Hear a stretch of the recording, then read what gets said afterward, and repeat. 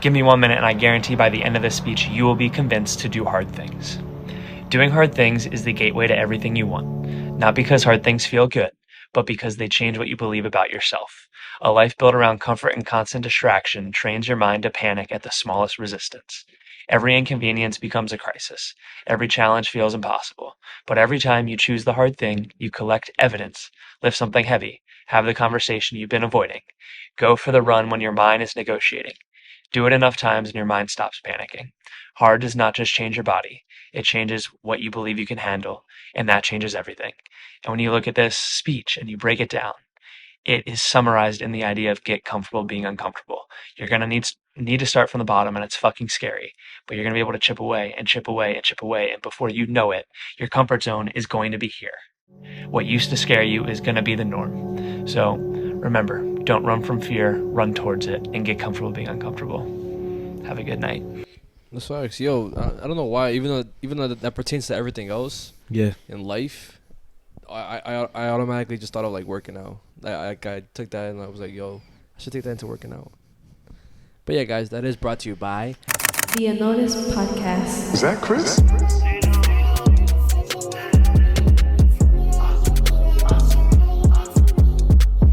What's up, guys? Welcome back to the podcast that goes unnoticed. Welcome back to the spot. Don't make it hot. We love you, even if you love us or not. And welcome to episode 194. Shout out to all the listeners on Spotify, Apple Podcasts, Instagram, Facebook, YouTube, TikTok, and Patreon. Patreon, personal shout out in the end. Yeah, you deleted old footage from that camera, right? From that SD card, just in case. Wait, why? Because like sometimes whenever there's still footage that's there, it stops recording, and then it says, "Oh, storage full," and then like you can. Like we basically recorded for no reason. Then when we stop again, then I'll delete footage. Yeah. As you already know, in the comment section, hype up the video. It gets us into the algorithm, and just a little update for you guys as well. I know a lot of you guys are still asking about merch.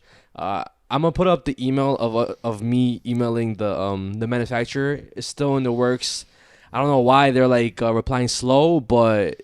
Just for evidence for you guys that we did hit them up. They're just taking a long time to get back at us, but it is in the works. A lot of y'all should have had already received like tracking or a confirmation email, so check out for your emails. And I did also message some of you guys that had wrong addresses, which I already got like figured out, so also check your emails for that. You guys should be getting a confirmation. And yeah, let's just get the ball rolling. Yeah. We are in a new studio, kinda. Basically, my basement, cause like now we have space. Well, now I have space to record, so now I don't have to constantly go to you every single time. Yeah, now we don't have to do it in my living room now, which is finally fucking valid. Because before, you know what I mean, sometimes we would wake up the babies, or sometimes they would wake up. Yeah, I would hear the babies crying sometimes in the background, and then it would kind of stress me out because I would have to worry about, helping Abby, of course. But and also, what's shit called? Worrying about Moo. Oh yeah. Like loud noise, that shit in the kitchen. Yeah, that was another thing too. But I think a quick I guess this is, I don't want to say this is part of my weekly recap, but something that I'm starting to realize and something that I really want to talk about. It's not something that I realized. It's just something that I want to talk about because it happened today. Basically, some crazy shit happened.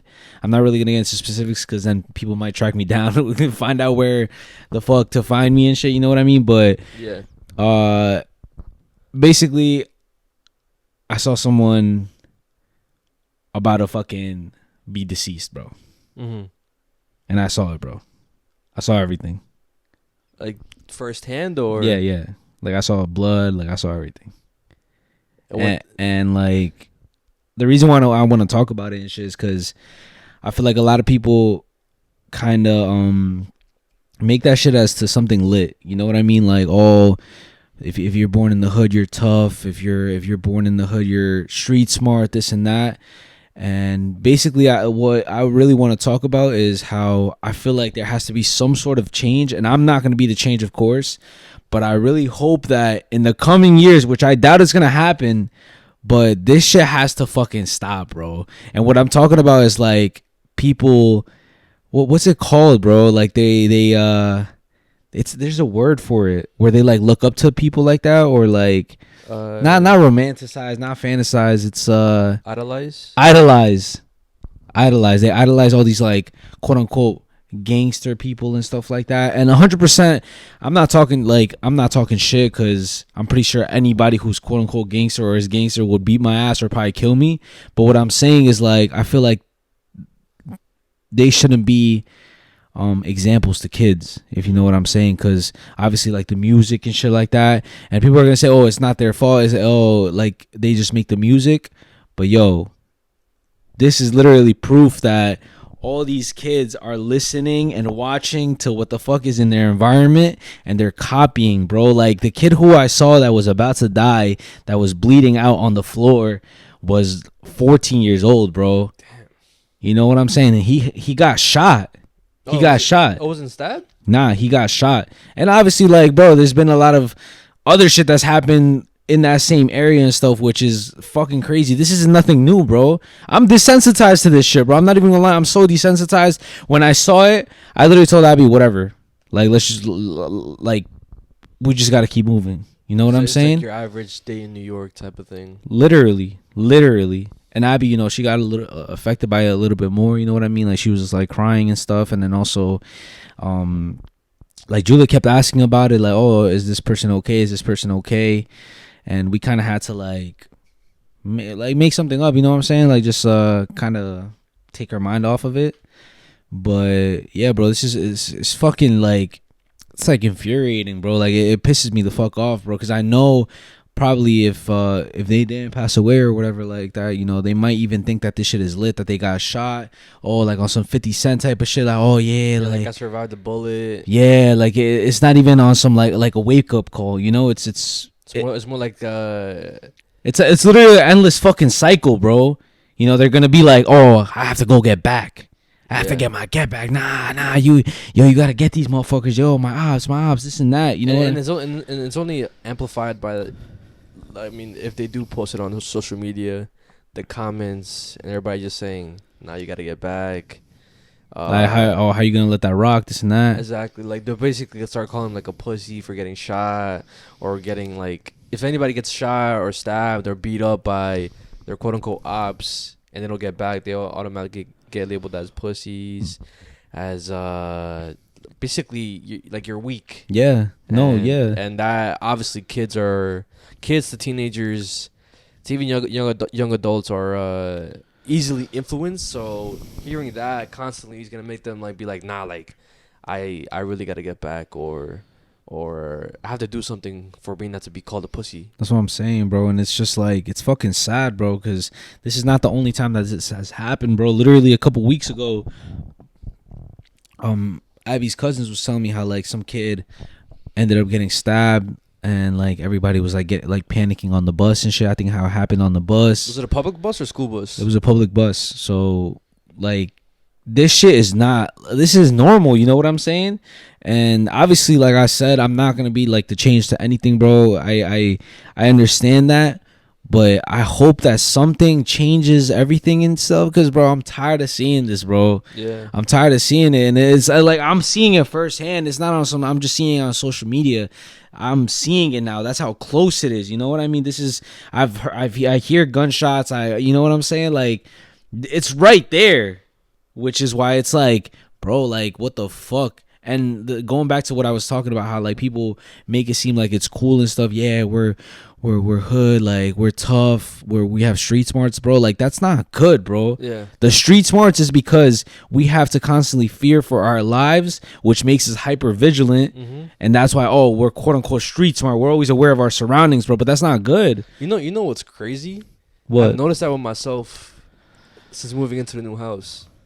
Because I did move into like a neighborhood that's more safe than what I'm used to. 100%. For like the past 20-something years of my life, I've been living in, I guess you could say, not hood, but I was always close to the hood. I think whenever like I was whenever I was born all the way to like 13 years old, I was living in the hood, you could say. No, yeah. And then from then till now, like from 13 to before I moved, I was living in like a alright neighborhood, but it was next to the hood.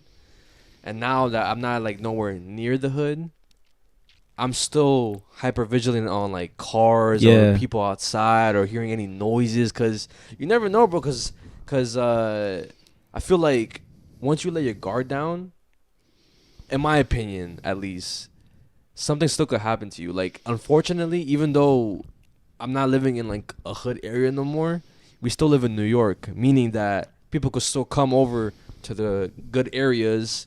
And like, some crazy shit could happen. Some crazy shit could happen no matter what. So even like serial killers, whatever. Nah, yeah, of course. So that's why I'm glad I'm away from that. But at the same time, I'm also glad that like I'm hyper vigilant, because like if not some little stuff, I'll just leave it like, oh, it's nothing. Meanwhile, it could actually be something. Yeah. And like I choose to ignore it, then something bad happens. Yeah. Oh no, 100%. Yeah, I get that. But yeah, like I did notice myself being more hyper vigilant on everything, bro. Everything, noises, people outside, houses, cars passing by, just like just strolling slow. I'm like, why is this motherfucker doing this? But like in reality, it's probably like nothing. You see, but and like what like I really want to touch on is how there's people who don't have that, you know, and we could say that it's kind of stupid that they don't have that, but in reality, it's just that they grew up in a whole completely different world. You know what I mean? And it's literally a different world to them. You know what I mean? Like, they don't have to worry about, somebody getting choked out, bro. Like, I remember seeing, like, I've talked about this before on the podcast, and I remember I was like 7 or 8. And I literally saw somebody getting choked out and getting robbed, bro. Like, you know what I'm saying? That's the first time I ever saw somebody do some crazy shit. And, you know, also fights, people, like, trying to rob other people, stuff like that. Like, this shit is nothing new, but it's just crazy, bro, because this is the first time I ever see, like, somebody, like, close to dying, bro. Like, yeah, of course. Like, bro, like, when I tell you, like, literally what happened, guys, like, he, bro, sat down, like, and he was basically bleeding out, bro. He like fell on the floor. And he was like this, like blood everywhere. Like there was a puddle of blood on the floor, bro. Yo, that reminds me of that video that I talked about a couple weeks ago. I never showed it on the pod, obviously for obvious reasons, but it was high schoolers, or it looked like they were high schoolers or something. They were jits, and it happened in Queens, and it all started because of some disagreement, I think, regarding food or something like that, and one of the kids ended up getting stabbed, bro. And he got chased, he got stabbed, and then he ended up walking to like I guess a neighbor's stairs outside, trying to go inside the house. Oh, maybe it wasn't even neighbors. Maybe it was just like some stairs that he saw outside of somebody's house. He just sat there and then just like died on the stairs because he couldn't like run no more and shit. But and it was legit. You see what I'm saying, bro? This is shit is fucking wicked now, literally. You know what I mean? Like, people are getting more crazy, and it's now more than ever that people are literally dying, bro. I don't know why. It's just a crazy. There's something going around where people are just not afraid to kill people anymore. You know, and I don't want it to be something normal, because it's not normal at all. This is fucking like, this is sick. You know what I'm saying? And well, what if it's because of just what's going on in the world in general? Maybe it could be that, bro. But I feel like people are just like crazier now. Like, less. They're literally desensitized to this shit, bro. But think about it, bro. Everything's more expensive. You got gas more expensive. You got groceries more expensive. So meaning that people are probably gonna be a lot more upset, mad, and just like mad at the world. Meaning that they can't control their emotions, so they just take it out on other people. Unfortunately. Yeah, but like, to kill somebody is crazy, bro. I mean, that's obviously to the extreme. I feel like that probably has something to do with like you're saying, like, people have nothing to lose type shit, not anymore. like Yeah, and we're getting to that point, bro. Like, have you seen gas prices recently, bro? They're fucking like the highest they've ever been in like a long ass time, bro. Like $5, even $6 some places, bro. So it's like, that's not normal, especially here in New York. It's usually like the most expensive is like that I've seen before. It was like $4 max, but now it's like fucking $5-6, and people are like, and especially like they're expensive in like the lower income areas. So I can't imagine how they feel, bro.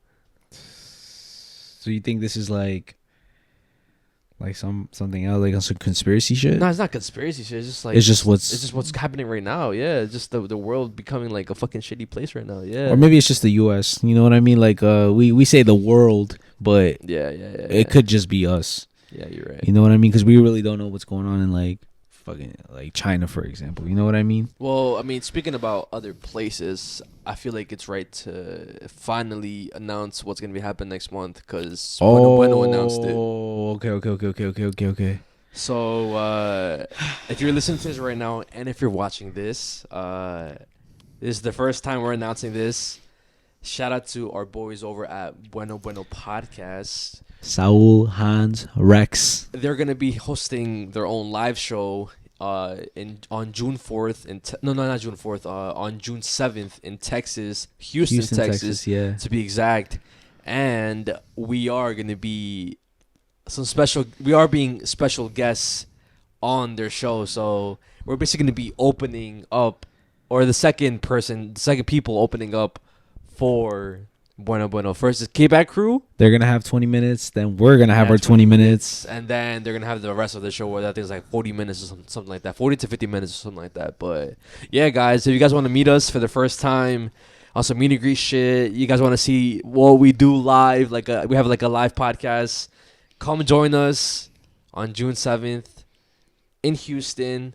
The link in the description for the tickets. The flyer is gonna be right here. I'm pretty sure by the time this video is out, the flyer was already made, I think. Yeah. Hopefully, but because I think Saul said he's gonna have it tomorrow ready. AKA today. Yeah. So by the time this video is posted, the flyer should be done. So here's the flyer. Here's all the information. I'll put, even if it's not on the flyer, I'll put all the information for like where it's gonna be at, everything like that. So hope to see you guys there. Pull up, guys. Pull up. You know what I'm saying? Like, this is gonna be like anything that happens on the show. Nothing is gonna be recorded. Mm-hmm. Nothing is gonna be posted. It's gonna be exclusively for the people who are at the show.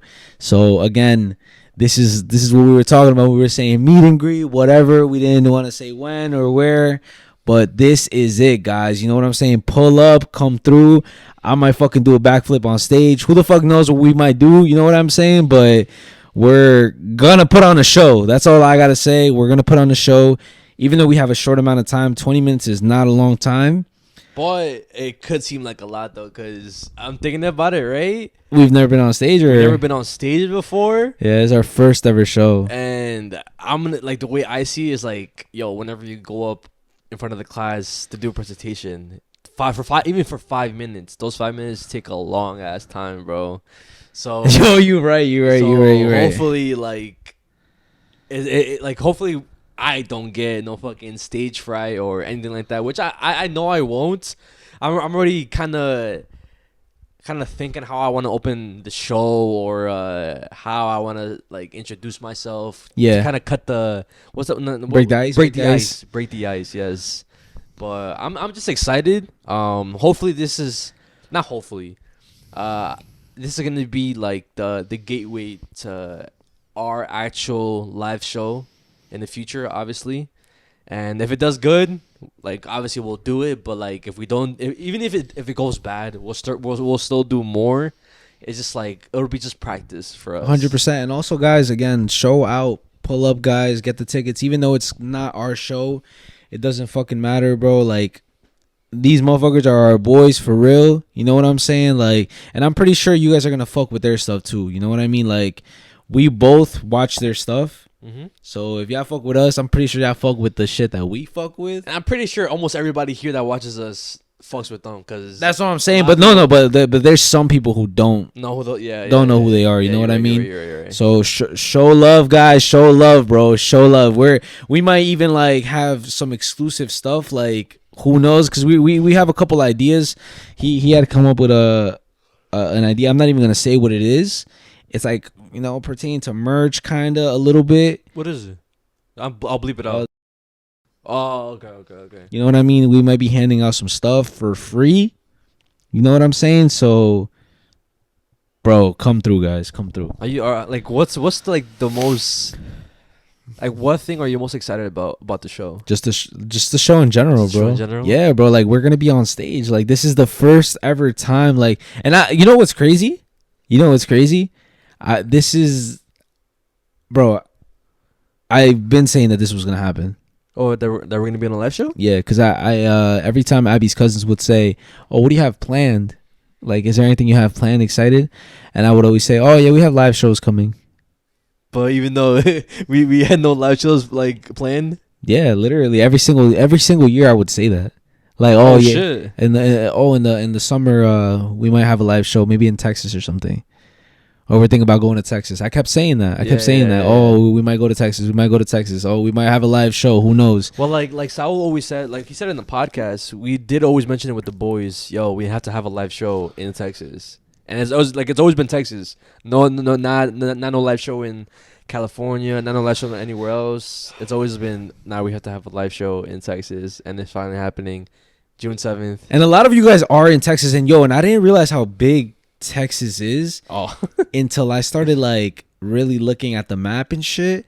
Yo, Texas is fucking big, bro. Like literally, everything is bigger in Texas. They mean that shit literally, bro. I was looking at all the different cities that are around Dallas, westward or whatever, some shit. Fort Worth. Yeah, Fort Worth, Texas.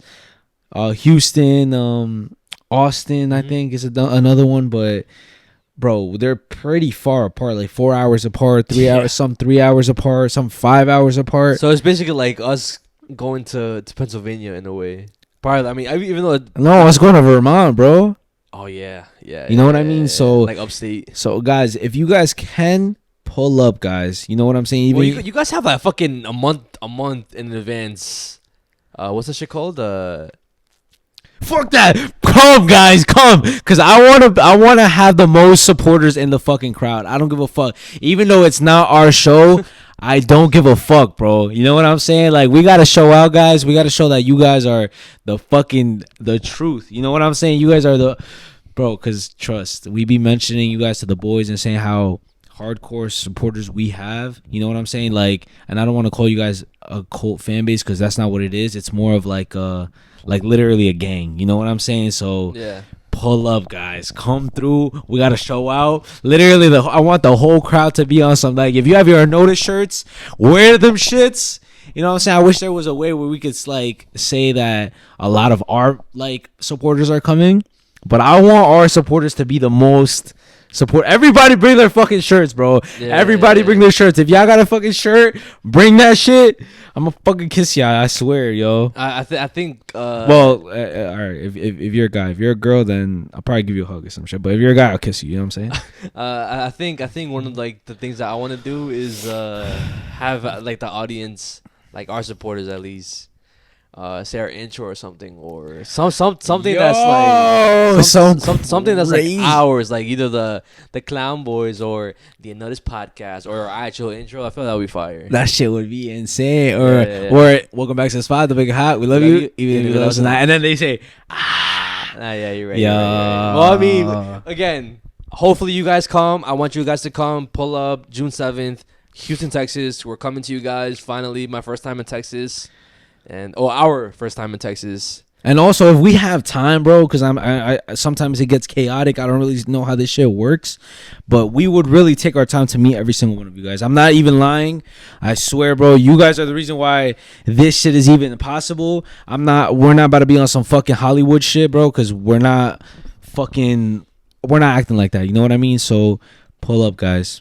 Pull up. And also, I want to ask some of you guys for advice. So, if there's anybody listening to this shit and you guys live in a basement or have a basement room or something or apartment, what do you guys do to help out with like the humidity levels and it being cold down here? Because this is my first time being in the basement, and at night it do be getting cold, even though I have like dehumidifiers. But I just want to know if there's anything else I could do besides plants and anything like that. Like what kind of like care I should do, because I feel like there's always somebody, that one person that listens to us that has advice for everything, bro. So yeah, if any of y'all have advice for me, let me know in the comments. And yeah, the next thing that I want to bring up, right? So a couple days ago, we got invited to an advance or Oh, early screening yeah. for the movie Obsession, which I'm pretty sure we could talk about spoiler talks because it comes out. But when this comes out, the movie's already out. Do you guys want to spoil? I guess spoiler warning ahead. Well, we'll give a spoiler warning, obviously, so you could skip the spoiler talk or whatever. But this is like non-spoiler review right now. High key, one of the best like horror movies that I've seen in not a long time, but like in a while, bro. Because the last good horror movie that I've seen was Smile 2. Yeah. And this is like on the same level as that for me. And I rated Smile 2 way better than the first one. And Smile 2 for me is like a 9 out of 10. Oh shit. So it's a 9 out of 10. So it's like a 9 out of 10. Yeah, I rated like an 8.5, but it's closer to a 9 than an 8. So I would say it's a 9 out of 10. Nah, movie, this movie, and again, we're not getting paid to say this shit, bro, because I don't want to. Well, we're not on some like no sellout shit. Yeah, like we're guys, 100%. I swear, even if we were gonna pay for shit, we'll we'll let you know. We'll hint at is it worth it or not. You know what I mean? Like yeah, but I mean, I'm gonna explain why I feel like it was a good ass movie. So y'all gonna know I'm not bullshitting. Again, so this is honest truth, and y'all already know I fuck with movies and shit. I will say if a movie is ass. Yeah. And there was a couple movies that we got invited to, scary wise, that were completely ass. Yeah. You know what I mean? But this fire, bro. Fire. It was, I feel like it is a 9 out of 10. Yeah. 8.5 is a little, I feel like is like the 9 that sounds better for it. Yeah, you know what I mean? Because the best way I could describe it is it's a horror movie that you sometimes forget that it's a horror movie. You feel like it's a love movie. And then it snaps you out of that shit like a trance. It's literally like the movie makes you feel what the characters are feeling. Mm-hmm. And it snaps you out of it. And it hits you like, nah, this shit is a fucking horror movie, bro. Mm-hmm. So, yeah. And if you guys are, talking to somebody or are in a relationship or have been in a relationship that's like kind of crazy, it'll either bring you back to that crazy relationship, or it'll make you start questioning. Or if you're on some relationship, if you're on some freaky shit, then this shit might even be on some like kinky type of side. You know what I'm saying? Could, yes. I can see why you say that. Well, spoiler warning ahead. We'll get right into it now. Before that, what? You rated it at 9? I say 9. Okay. Before we get into spoiler talk, I have one question. What or who do you think was the best highlight of the movie? Like which actor? And then we can get into spoiler talks after that. Definitely. I would say what's her Anne something? Who? Nikki, yeah. The main character, like the girlfriend. Yeah. What's her name? Anne what? I forgot her name. Her actual name. I think Hindi or Indy. Oh, Indy something, right? I don't know her last name, but her first name is Indy. Oh, okay. Yeah, her, the main character, the crazy girlfriend, as y'all can see in the trailer and shit. Yeah, I definitely agree. Her and even the boyfriends, I think was pretty good too.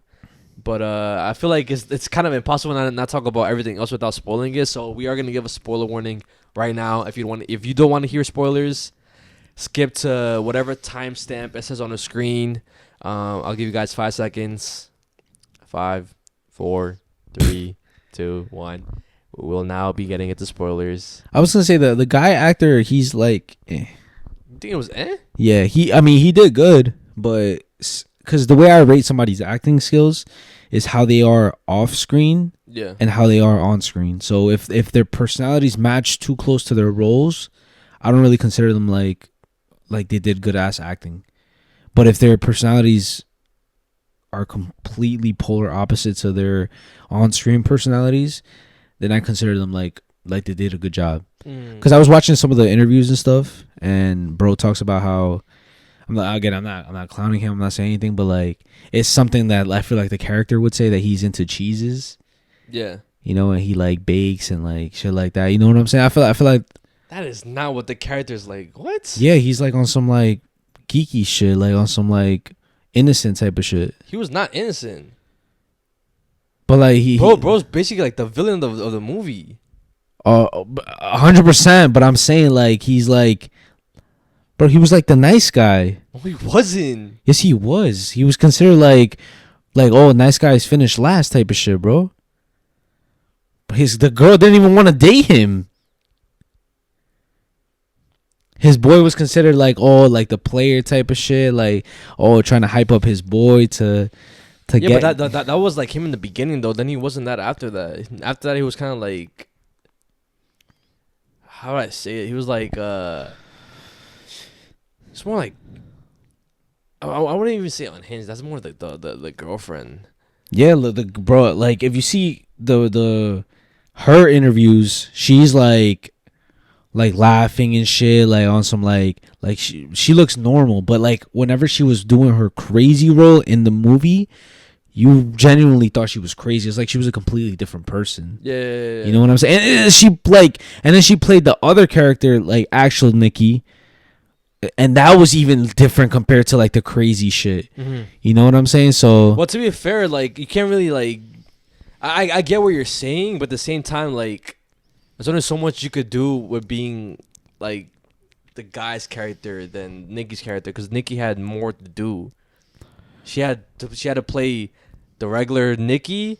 She had to play the crazy, like, unhinged Nikki, and like the scary version of her, and then also like in between, like, pretend to like, I guess, like be like what's that saying, like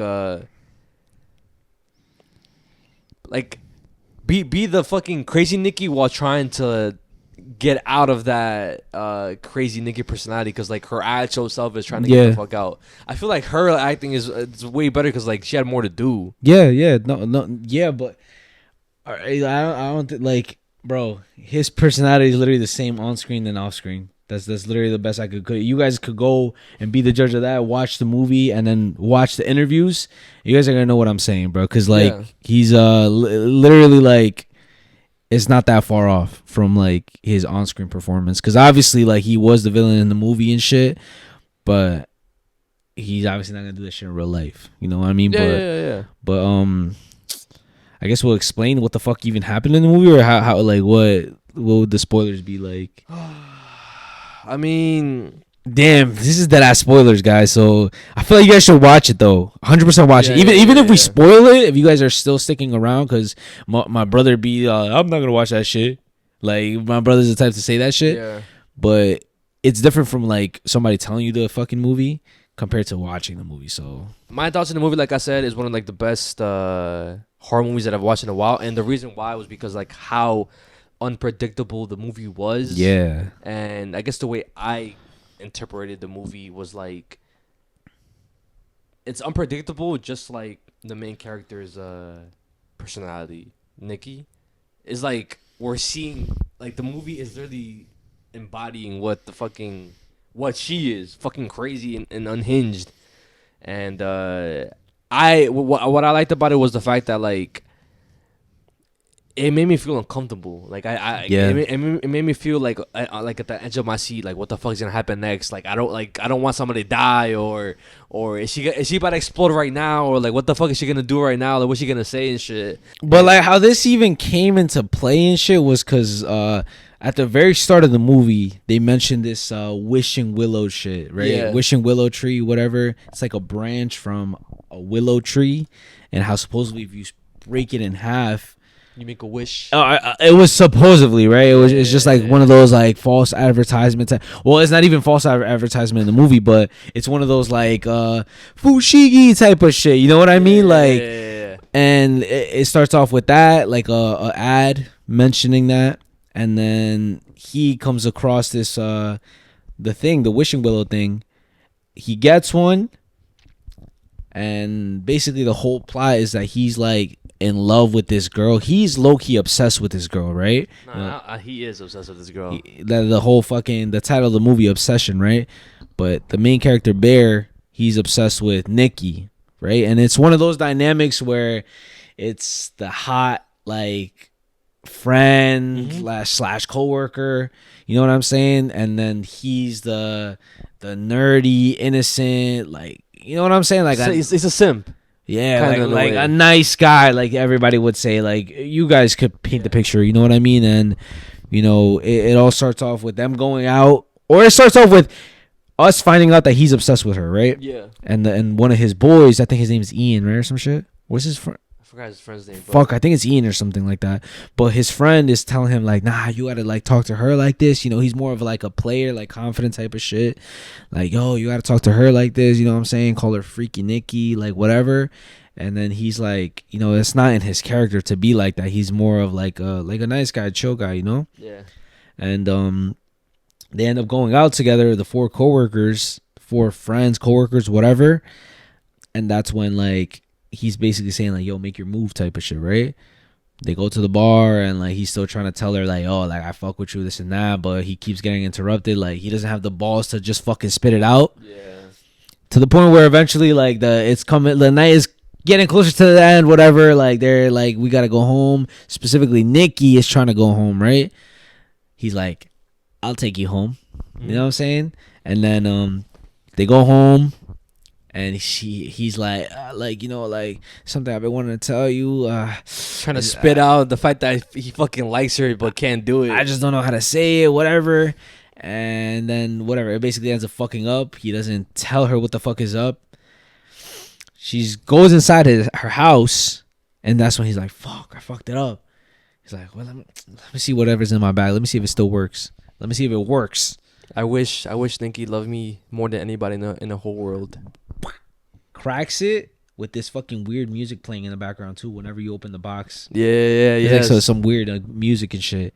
He turns, she's literally staying outside her door just staring at him, like, bro, like, on some weird shit. Like, you can't really see her face. It's more like the light is shining from the back. Yo, that's one thing I like about the movie, how, like, they play with the shadows, bro. Yeah, like the lighting and shit. So, right? like, whenever she was like all like psychotic Nikki, like, you couldn't really see her face like that. I didn't even But then whenever she was nice and, like, the nice girlfriend, like the girlfriend that Bear wants, you can see her face perfectly. That's what creeped me out, because, like, I'm not sure if, like, she's making, like, a fucking creepy ass face or she's just looking normal. And that's another thing too, like, with her W acting. I'm not gonna lie, her acting is really good. Yes. Her acting is really good, because even, like, the faces she was making were genuinely scary. You know what I mean? And she's like, she's pretty. You know what I mean? So, like, the fact that she could go from that to, like, looking fucking, like, horrific, you don't want to fucking, like, look at her and shit. Psychopath, bro. Like, ugly as fuck is crazy. You know what I mean? But whatever. So he ends up wishing that, and that's when it all starts, bro. It all starts from there. Like, basically the willow tree shit is real. And she ends up falling in love with him. She loves him more than anybody in the world. And somehow she ends up convincing him to take her back to his house. Yeah. They go, and this is when it starts getting scary, though, because they are about to, like, basically fuck. You know what I mean? They're about to go crazy, and they start making out. But then it's as if she wakes up from some sort of trance. And she, like, opens her eyes mad wide, and she, like, kind of realizes what she's doing. She's fucking kissing him. And starts screaming, like, no, what the fuck? Yeah, like, yo, like, what the fuck is going on type of shit. Like, I don't even remember getting it. Like when you black out and all of a sudden you wake up, you know, like, that's kind of what it was, right? So, boom. And then she snaps out of it when she, like, gets off of the bed. She's like, I'm sorry, like, whatever. Goes back into this, like, trance, like, state. Yeah. And then, whatever, they continue doing what they're doing. They end up doing it, right? They wake up the next morning. She was already acting weird again. Like, she made, like, an altar for his dead cat. Yeah. She pulled the cat out of the trash, and, like, put, like, fucking candles and, like, flowers around the but cat. the cat was already, like, decaying at that point. So, boom, he doesn't, like, he's not trying to put 2 and 2 together. He's trying to act, like, oblivious to what's going on, because he likes what's going on, you know? Yeah. So he keeps going. But I'm just going to speed up the fucking explanation of the movie and shit, because I don't want to explain everything too into detail. But whatever, she gets crazy. It ends up not being Nikki, but the scariest part about it, which you said your scariest was whenever his friend died. Yeah. The scariest part to me was whenever he gets in contact with the people of the Wishing Willow Tree. At first it starts off as a nonchalant call, like the operator responds in some like nonchalant ass way, like, "Oh yeah, yeah. How can I help you?" Mm-hmm. And then he's like, "Oh, like whatever, I'm trying to change my wish, whatever. Oh, we don't do that. Okay, fuck it, I want to cancel my wish. Oh, we don't do that either." And then out of nowhere, the operator, is like, "Do you wish to speak to Nikki? Do you want to speak to Nikki?" And when he says that, his voice also kind of changes too. It's not even though it's kind of still nonchalant, it's like in a creepy way. Yeah, and then out of nowhere, fucking Nikki starts screaming through the phone though. Yeah.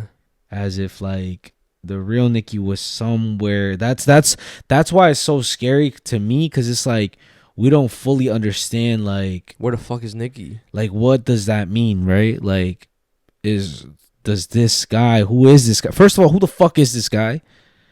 Second of all, how the fuck does he have Nikki?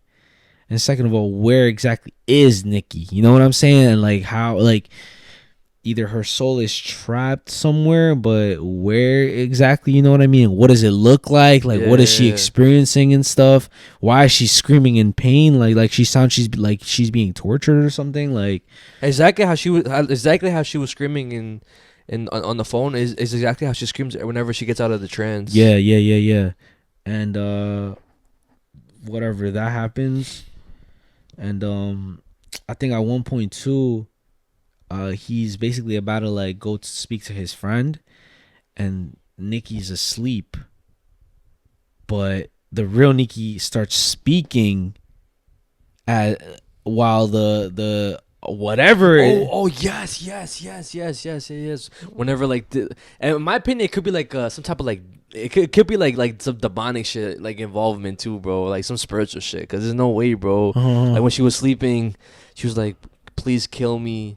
But and like her saying that was the real Nikki, because like, she's trapped. She doesn't want to be in this fucking body, and like she's basically saying, "Oh, don't wake her up. Don't wake it up." She said her. Oh, she said her. But like, who the fuck is her? Like, what is that? You know what I mean? Like, I feel like if they make a second one, they'll probably get more deep into the lore, because this was kind of like the starter point. It's kind of like Smile 2 was the starting point of like explaining everything, which I think why Smile 2 was a lot better than the first one, because the first one was kind of just like you're building up to something, explaining the lore of it. Now you don't need the lore, you understand it, so like you could just get straight into it. Shit. Yeah, they have to make a second one. I feel like they should, but like they should stop at the second one. That's it. I feel like they shouldn't do no more, because then after that they're just gonna keep milking it. It's gonna get like repetitive and stuff. You know what I like envisioned in my mind? Like I envisioned some sort of like spiritual prison, like on some like Get Out. Not like get out. It's more like Insidious. Like I kind of forgot about Insidious. Like, what do you mean? So like in Insidious, whatever. Like quick refresher, whatever. The kid, he could astral project. And then he gets trapped by a spirit. In that. Okay, I see what you're saying. Yeah, but I think in the other movies, there's like an actual like some sort of like prison or some shit like that, like with like gate, like fucking like doors and shit, or yeah, I think so, something like that. But what I envisioned is something like where like spiritually astral projection shit type of thing, and they're in some sort of prison with like gates, and I could imagine a bunch of like people who broke the what is it, the Wishing Willow? Yeah, like they're in there. You know what I mean? Like their real like fucking soul is trapped in there. Yeah. And whatever, maybe it could be like somebody who's dead, or maybe who the fuck knows how that works. And also another creepy thing was the fact that the guy was like, how do I get rid of this? You just have to. So what if this whole thing is basically to just like wish people, like have people wish something, but it's obviously goes the wrong way, and like not the way that they wanted to, for them to take their souls, bro. That too. Collecting souls type of shit. either through the willow, the wishing willow, or through the people who just because they can't handle it. Yeah, bro. And at the end of that, bro, he killed three people, bro. Oh yes. And then Nikki had to be the, what's that shit called? Had to bear witness everything, bro. Like how the fuck is she gonna explain this to the cops, bro? I woke up, I have the gun. I woke up, that guy's dead. My friend's dead with the fucking like the no face, and then my other coworker friend, he fucking died of a drug. He overdosed. Fuck. Another scary thing about the movie too was that one scene whenever she was hiding in the corner. Yes. I'm watching you sleep. Yeah. She was acting mad fucking weird. Yes, bro. And again, it's the shadow part, bro. It's the shadows. And again, guys, the reason why we were saying it even to begin with the whole like freaky shit, because it's like, all right, let's put ourselves in the shoes of the guy, right? Yeah. He's really, I wouldn't even say maybe in love, right? Nah, I don't think he's in love, bro. I think he's just infatuated, like yes, obsessed. He likes the idea of being with this girl because of how like attractive she is. Okay. All right, so let's still put ourselves in his shoes. Yeah, right? Of course. We have somebody who we're like OD like crushing on. Yeah, like hard though, like on some like, yo, like I wanna like fucking marry this girl. I wanna do this. Like do she's that. bad as fuck. Whatever. Like holy shit. Like, you know what I'm saying, yo. You know what I'm saying. But if we do that, would we like it or not? You know what I'm saying? Like at one point, he was okay with this shit, bro. Okay, he was up until people started noticing shit. Besides that, I don't think he gave a fuck about that. I'm not gonna lie. That's why I think he's definitely the villain of the movie. But he started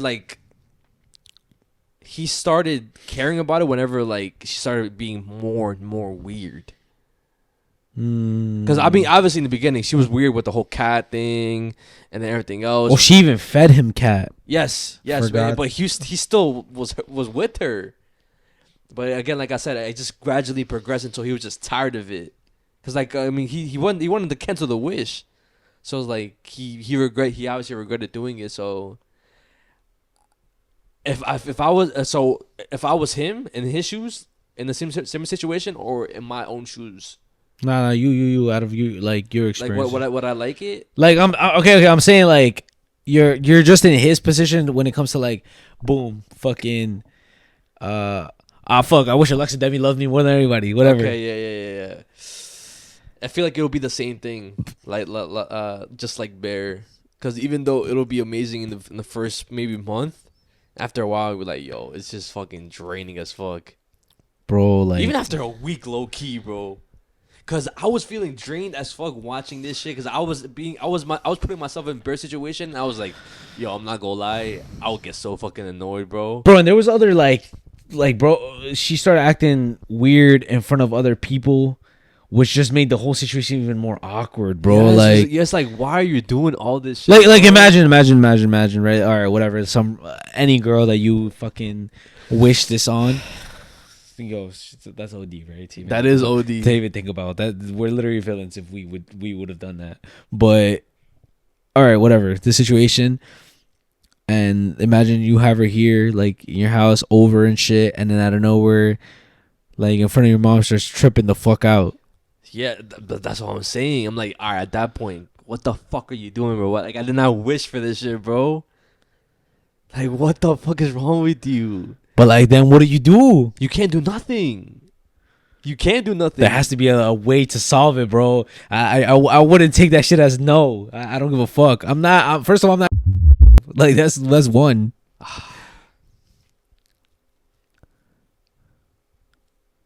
Because even if you try to break up with her, she'll just be like on some crazy shit. Anybody you date, I'm gonna kill them type of thing. So like, what the fuck can you do? Call the cops for restraining order?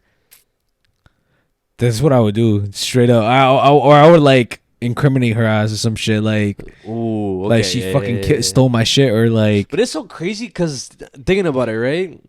We see them as a villain. Like we see, like, all right, we see Nikki as a villain, bro. But That's not even her. nah, she's literally a victim of what the fuck this motherfucker did. Her soul is fucking trapped. Yes, bro. Fuck. So that means whoever like we fucking do it to, that's fucked. Yes. They're fucked, literally. Regardless if they're like, oh my gosh, yo, that's so fucked. First of all, that movie's so fucked.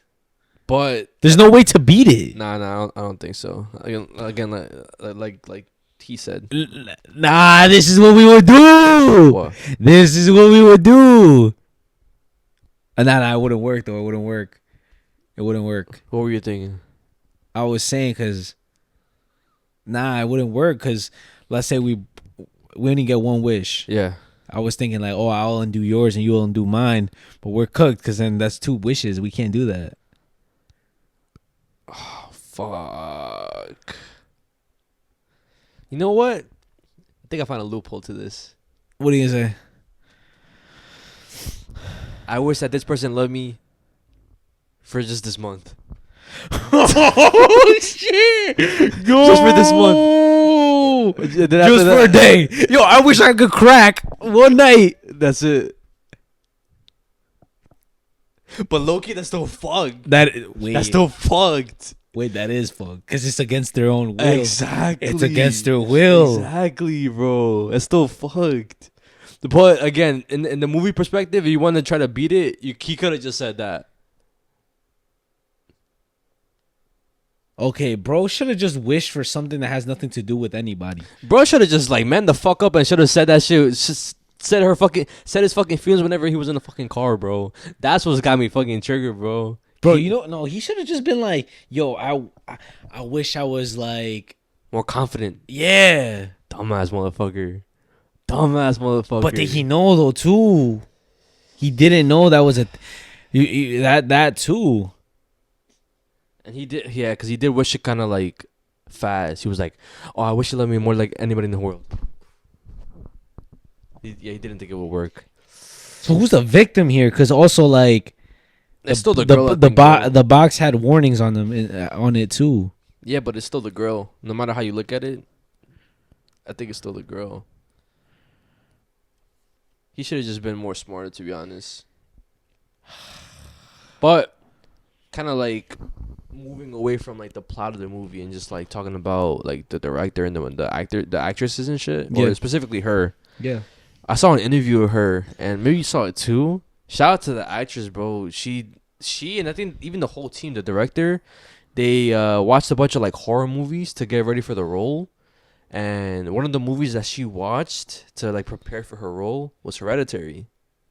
Ooh, and like she said that she studied like these actresses in these movies to kind of get inspiration and just like how I would want to act or how can I incorporate some of their things. I see the Hereditary, especially with the corner scene. The which thing? The corner scene, the one that you said in the bedroom when she was watching him sleep. Oh yes. Remember in Hereditary when she was in the corner and then she popped out running. Yeah. Not even just that, even just like her yelling and the way she like gradually just like raises her voice. Even just that creeped me out, bro. Yeah. It made me feel uncomfortable. That's how you know, bro. It's fucking good ass acting, bro. Yeah, bro. And yo, shout out to the director, bro. I called this shit 2 podcasts ago, or maybe even like whenever it was with Greg. What?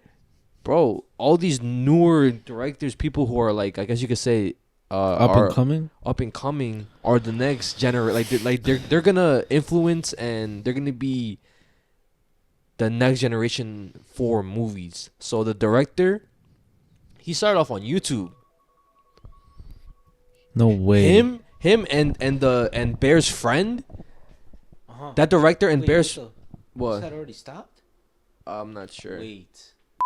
But like, yeah, like I was saying, that director, he started off on YouTube, and him, the director, and the friend in the movie, they would do skits together. Wait, what the fuck? What's up with all these like YouTube That's backroom shit? That's what I'm saying, bro. Cause I seen a picture way before like I even knew about Obsession, and it was the director of that movie, Obsession, with the director for Backrooms, and like it was a caption, these two are gonna change the world of horror film, some shit like that. But like again, I didn't know he was the director of Obsession until now, and now it makes sense because he came from YouTube and shit, just like Kane Pixel. I think it's his name, Kane Parker or something like that. From Backrooms. From Backrooms, yes. Slow, bro. And the thing is about this movie is that it's like I've never seen anything like it. It's an original idea, genuinely an original idea. And this was his first feature film. That's yes, nah, bro. That's insane. And now after this shit, he's gonna go on to the I think he has two new projects, but one of the projects is A24's Texas Chainsaw Massacre.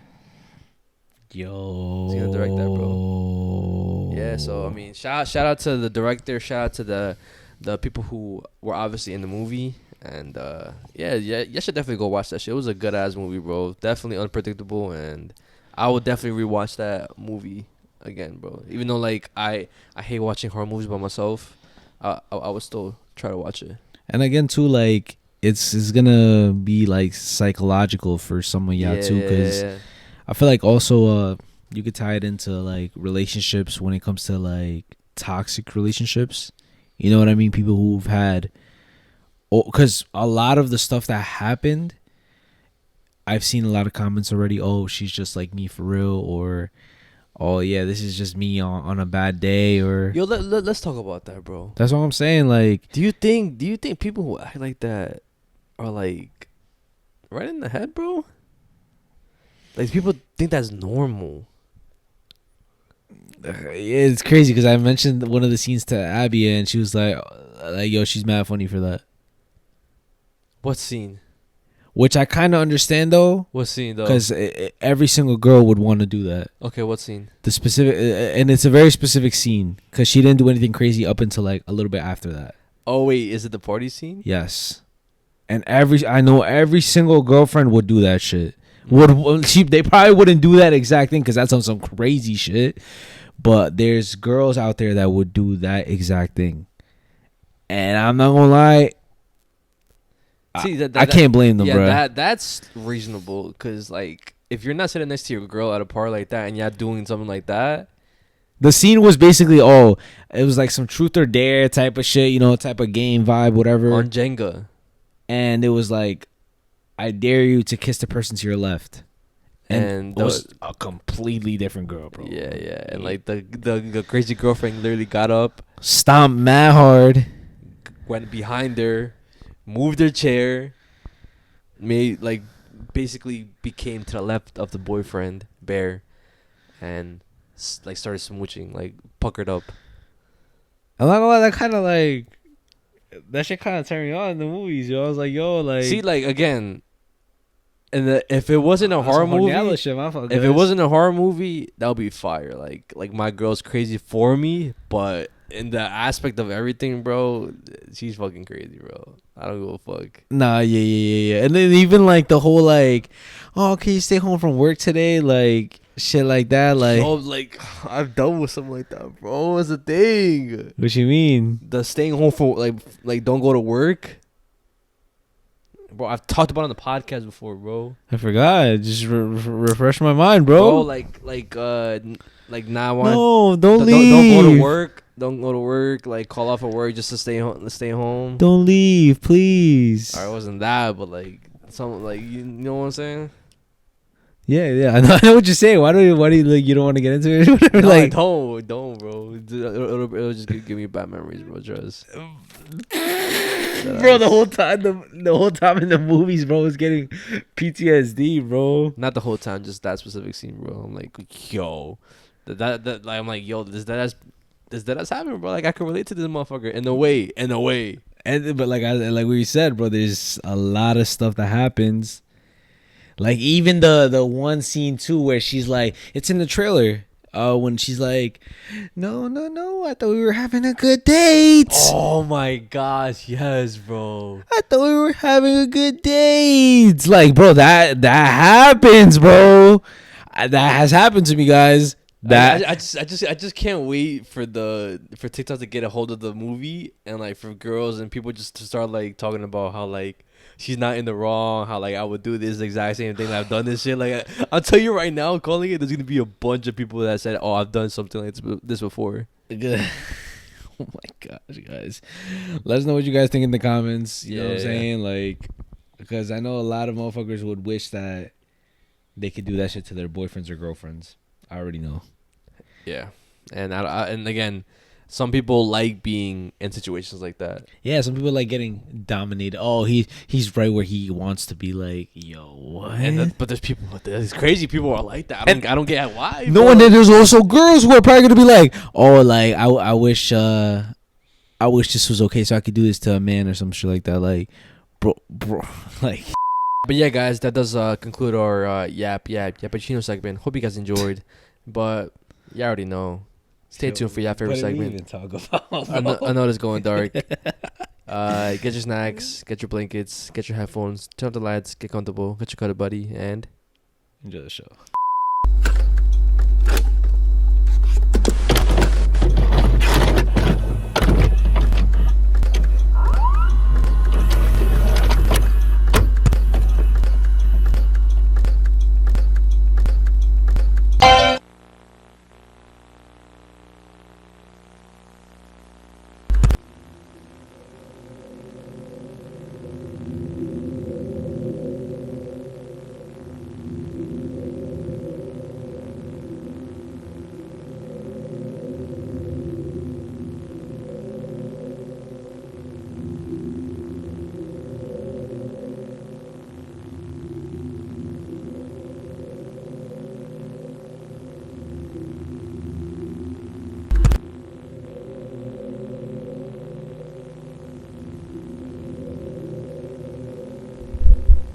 The first thing I'm gonna talk about is, do you believe in miracles?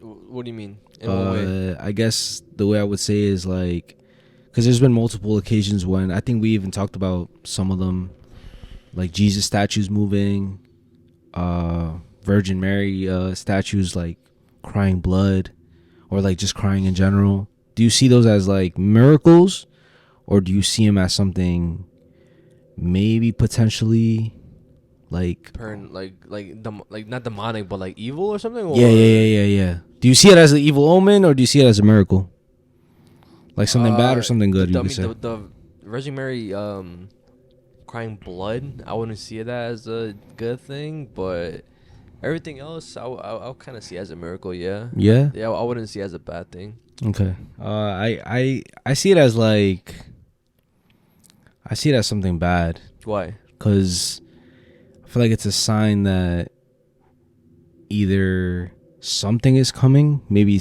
they're letting us know or some shit like that, you know, kind of like a warning, in a way. But I don't see it as something like positive and shit, bro. I feel like it's scary to me. You know what I mean? Why? Because like I said, like I don't know if it's like a warning, either a warning for something, like maybe some sort of natural disaster or some shit, or maybe they're like trying to let us know in advance or something. I don't know, but I see it more as scary. Like I don't know why, like, because I'm just putting myself in that position, and if I see anything not like anything inanimate, not human, not alive move, regardless of what it is, I feel like it's just scary to me. Okay. See, when you put it like that, I can see where you're coming from. But the next thing I'm going to show you is this video that was going viral from TV Azteca, which shows a man who, well, you can't see the guy, but basically he starts recording and saying, oh, the Virgin Mary statue is moving. It's moving. It's alive. What? And then out of nowhere, it captures this, which the statue ends up blinking. Te lo juro que yo vi que parpadeó. Ya, silencio, guarda respeto. Juro que yo ahorita lo vi. Ahorita me dicen, ya, silencio. Espérame. Oh, did you see it? Yes. Ya, silencio. Was toward the guardar end. Ahorita me dicen ya silencio. Right there. Yeah, and then some of the comments are saying like where, but then you got this one comment right here. Yes. What the fuck? Okay, that's weird. That's bro. fucking clear as day right there. Yo. I'm gonna screenshot that actually. That's just to start it off, right? Yeah. But the main thing that I want to talk about is something that I've talked about before, which is this movie called Marcelino Vino. Yeah. Okay. Yeah. Which a lot, like for some reason right now, a lot of people are talking about it, and the reason why I'm bringing it up is because somebody had made a theory that I didn't even realize the first time, or I'm not sure if I mentioned it the first time, but to refresh the people who have never heard about this movie ever, or if you guys have seen this movie or have heard about it, what Marcelino Vino is about is a miracle movie where this orphan boy, he's living in like a monastery, and every single priest and I guess the people who work in the church are telling him, okay, like you have to listen to some of the rules, but the most important rule is that you can't go up in the attic. Okay. And they tell him about this big man, kind of like a boogeyman type of thing, is up there and he's gonna take you, but it's just so he doesn't go up there. Yeah. You know, like, oh, you scare kids, like, oh, if you don't go to sleep right now, oh, te van a jalar las patas, you know, like, or like, you know what I mean, like, go to bed on time, you know, because the boogeyman is out here. So it's like that, right? So him being mischievous, though, he ends up going up there anyways. Yeah. And instead of seeing the boogeyman, he sees a big giant crucifix Of Jesus Christ. but a life-size one. Okay. Like literally, like it looks like a human being, right? And him being like all innocent and stuff, he, instead of it like kind of scaring him, it makes him feel like sad, because he's like, oh, the man up there, he doesn't even like, I think he doesn't even say Jesus. He just says the man, he looks hungry, he looks sad. Let me bring him pan y vino. Let me bring him bread and wine, right? And then out of his innocence and his pureness, a miracle happens, and the Jesus statue turns into Jesus. Okay. And Jesus starts speaking to Marcelino, starts talking to him, asking him questions, and just keeping him company, right? So it ends up being his secret best friend, Jesus, right? He doesn't tell nobody in the monastery about it. He doesn't mention it at all. But people start realizing that bread and wine are like coming short. Like there's some of it is missing, right? Like where is it going?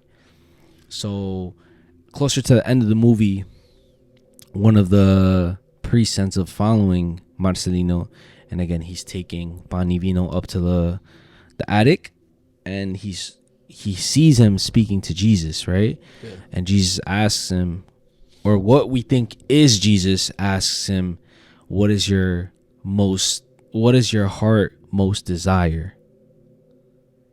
Right? And then Marcelino tells him, I want to see my mom, and then after I want to see your mom, which is La Virgen de Guadalupe, right? Yeah. And or the Virgin Mary. And then he's like, oh, okay, I could definitely do that for you, but first you will have to go to sleep. He's like, oh, but I'm not tired. He's like, okay, I'll it's okay, I'll make you sleep. Like I'll help you with that. Yeah. And then right before he's about to hug him and grab him, so you see his hand, right? Who we think is Jesus. You see his hand, but what is so like everybody knows like what happened to Jesus, how he got crucified. What happened to his hands? His nails got nailed to the crucifix. Yeah, his hands got nailed to the cross, right? Yeah, cross, my fault. Yeah, cross. And literally like left holes. Yeah. In his hands, in the palm of his hands. Mm-hmm. But whenever this hand went out to grab Marcelino, there was no blood. There was no holes on his hands, bro. Okay, I know where you're going with this. So now what people are theorizing is that wasn't Jesus. It was the devil? We don't know what it was. It could have been a demon, something lying that it was Jesus, right? But again, this is just a theory. I'm not saying that it's, oh, yeah, like that's not Jesus, whatever, because the director intended this movie to be a movie about a miracle happening. Okay. You know, that's what the director like intended the movie to be. So it was Jesus, right? But what I'm saying is that everybody who watched it was saying this director unintentionally made a horror movie without realizing it. Cause even the way the priests were, they were like scared and shit. And then like the Jesus, like the wooden Jesus, ended up appearing back on the cross, like on some like supernatural shit. But again, it's like it's up to your like interpretation of it, because it does sound scary. Because imagine how does it sound that inanimate statue is alive all of a sudden, it's walking. You know what I mean? Like, okay, yeah, that is scary. But if you're talking about a Jesus Christ statue coming to life or moving, bro, okay, I'm not like, I don't want to say it's too scary, but imagine you have a crucifix in your house, yeah, and I don't know where you see it walking. Are you not gonna be scared? yeah, yeah, of course. I'm gonna be like, yo, what the fuck? Like, did that shit just move? Like what the fuck? But then, actually thinking about it, it's like, why would I be like? I'm just putting it in this perspective. Like, why would I be scared of my Jesus, like my Jesus Christ statue moving? You know what I'm trying to say, or Yeah.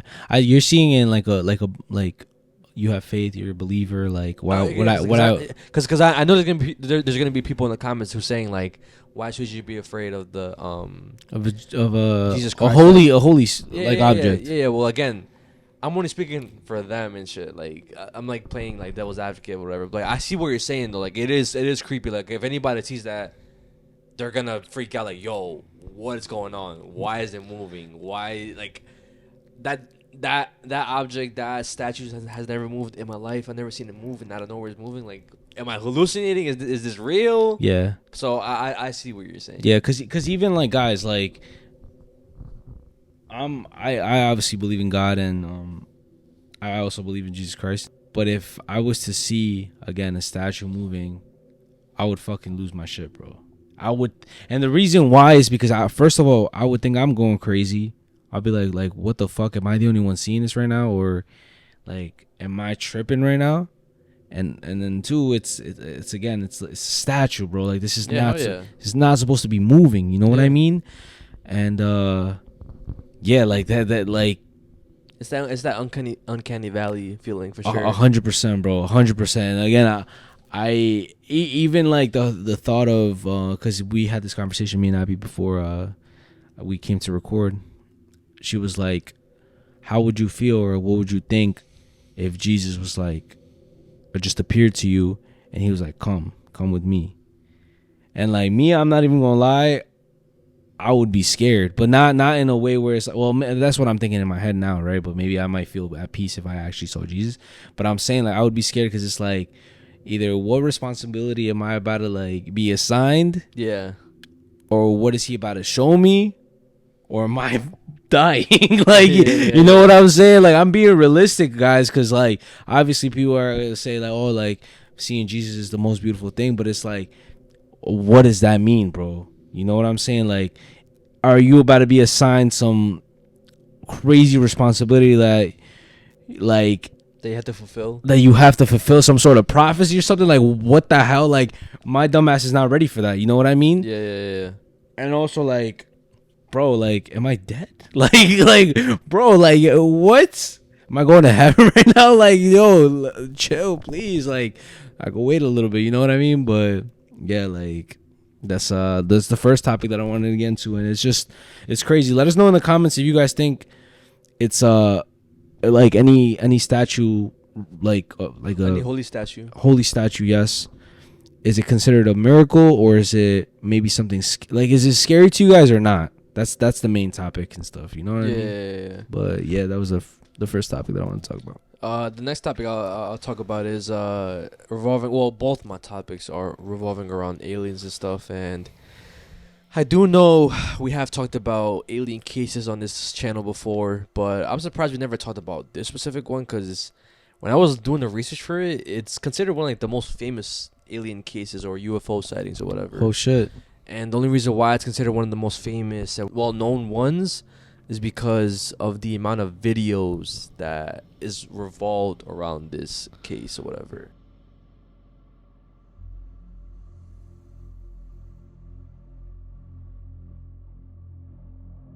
What? It's like a lot, bro. So the video span from 2007 all the way to 2009. And I think like a total of like 20 something videos. Damn.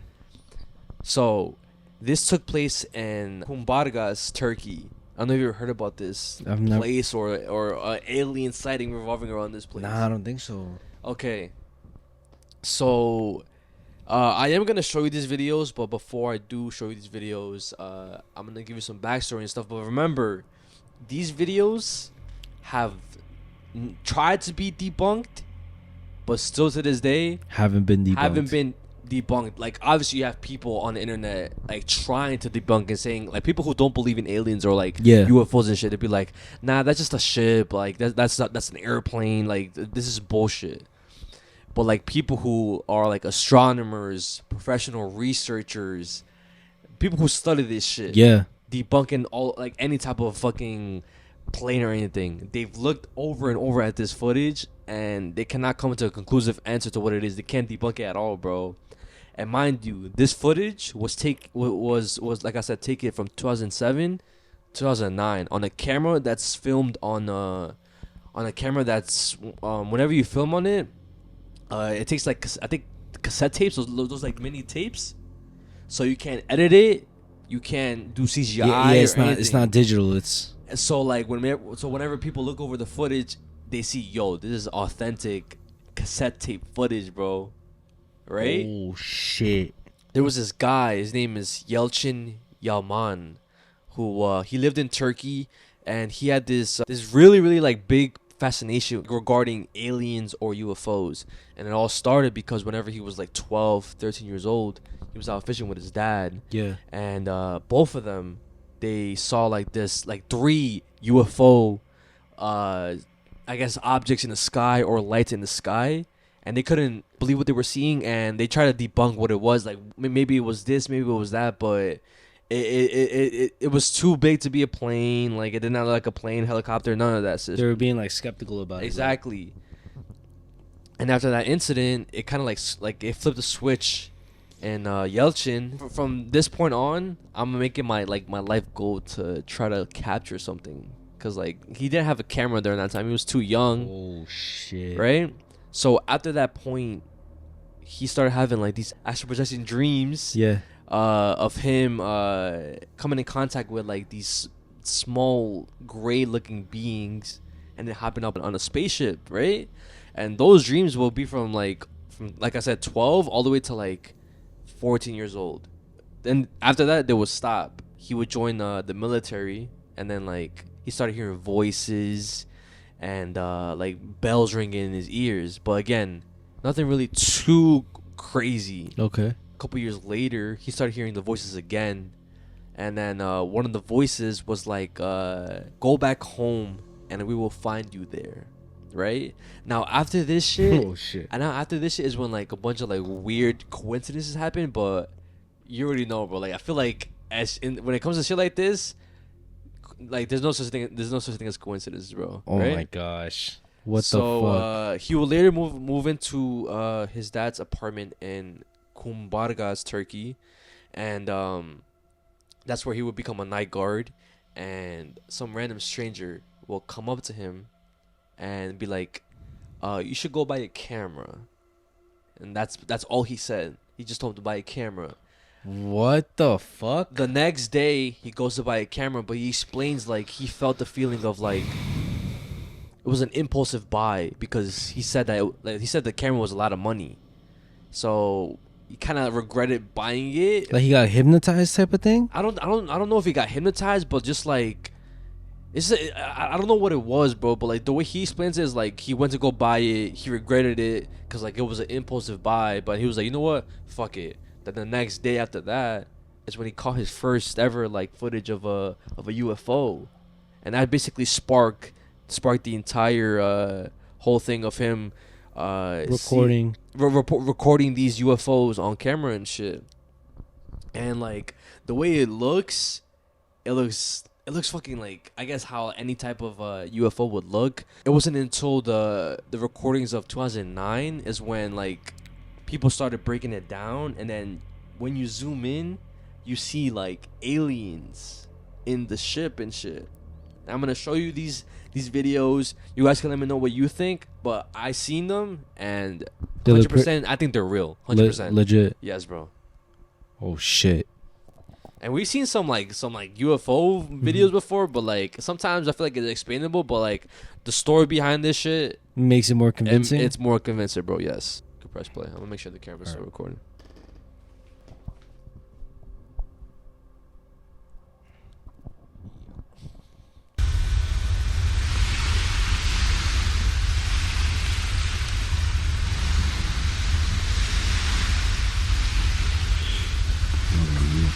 So those two things right there are supposedly like the windows? No, the aliens.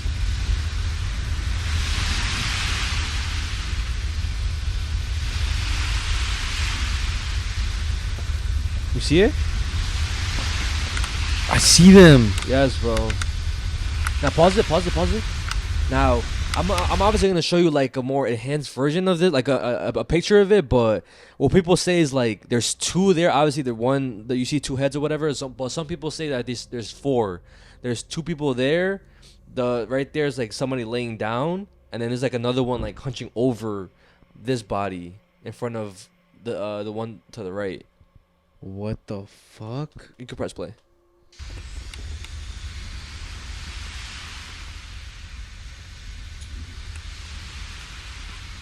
And he will constantly see this from either like 2 to 6 a.m. in the morning, bro. Always during the same times.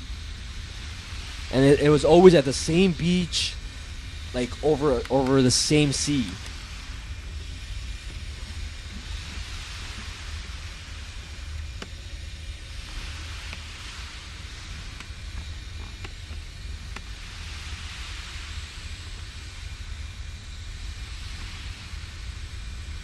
Wait, so they're floating over the water right now? Yes.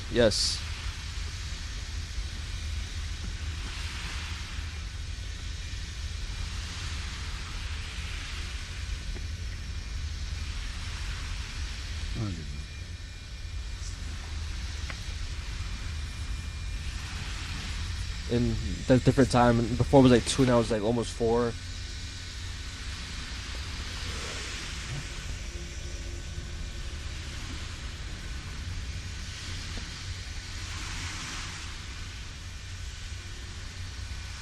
I think if you fast forward just a little bit. Oh.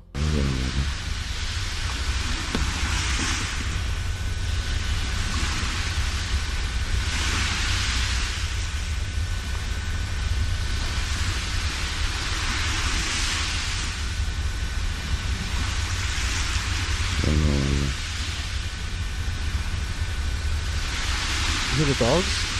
Yeah. That's dogs barking towards that direction.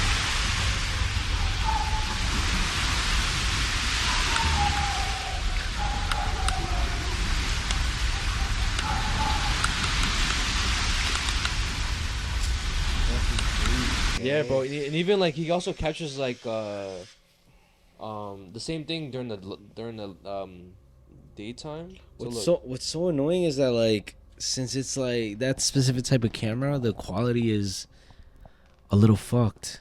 But look, that's where the ship would be.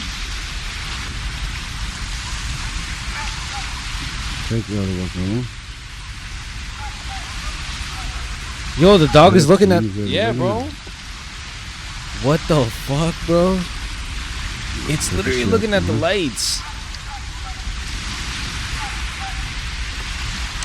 I'm gonna zoom in. Nah, that already looks crazy right there.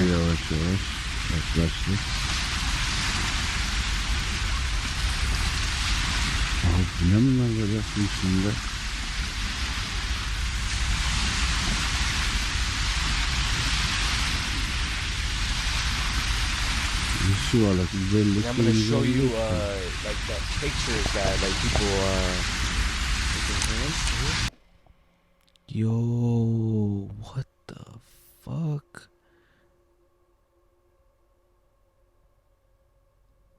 And these are real images, bro. They're not like not no fake shit, bro. Not edited or anything. Trust me, because like if they were fake, I would tell you like they were debunked and shit. But these are all like real pictures that they got from the videos.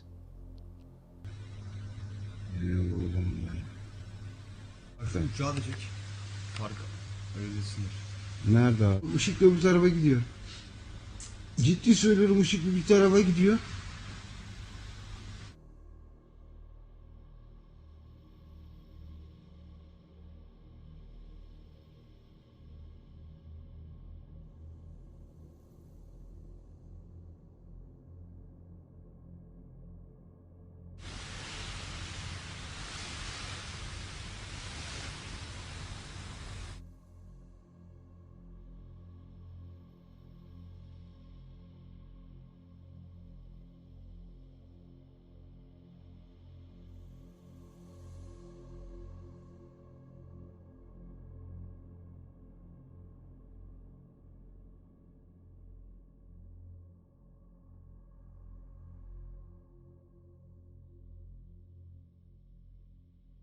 I wonder what the fuck they were doing there.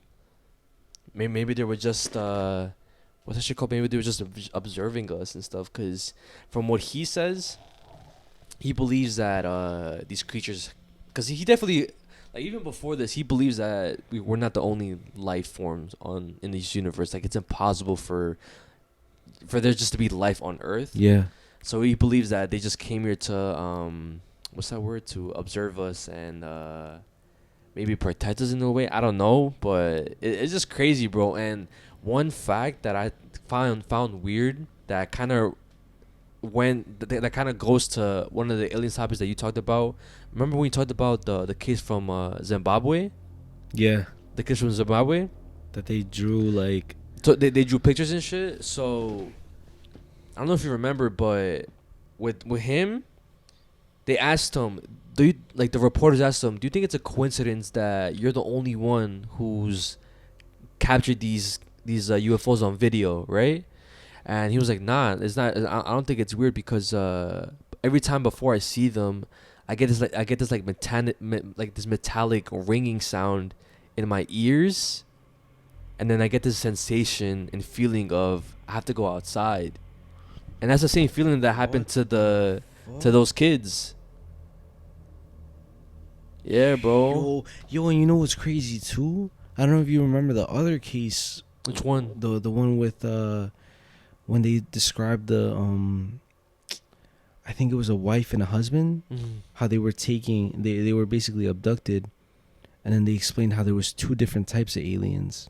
Oh, like the gray looking ones, and then like the ones with the blonde hair. Yes, there were the smaller ones, and then there were the other ones that were like almost golden, like.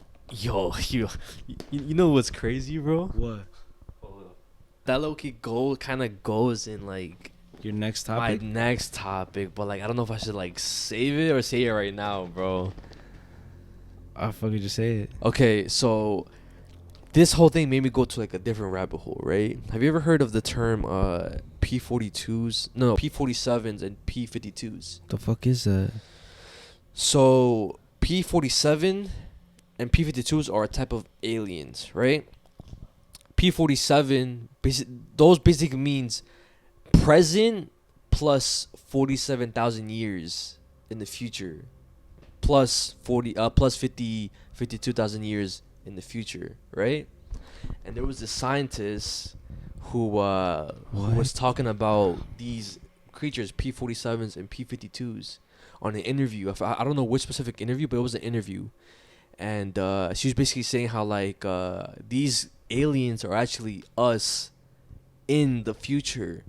So what happens is that there's like some catastrophic disaster that happens on the planet that basically wipes out the entirety of humanity, which only some people survive. Some people go underground, which are the P47s, and the P-52s are the ones who stay above ground, who end up like just like adapting to the surface and surviving and shit. And they come from and they're basically observing us from the future, and maybe like they're making sure that the disaster does happen, or maybe they're making sure like something like on some canon event shit happens and shit. But Murph, they didn't send us here to change the future or some shit like that, like Interstellar. But that scientist, she ended up dying like 2 years later, bro, after her saying this shit, bro. After her exposing the truth. Wait, yo, that would kind of make sense, because have you ever seen the video of how humans will slowly evolve, like how we're gonna look in the future? Was this the AI thing or no? I don't know what you're talking about. No. So because of our habits, like what we do and shit, yeah, we're gonna slowly evolve to go with those habits and shit. So show me. Okay, before I'm gonna explain it. Our eyes are gonna get bigger, and our ears are gonna shrink.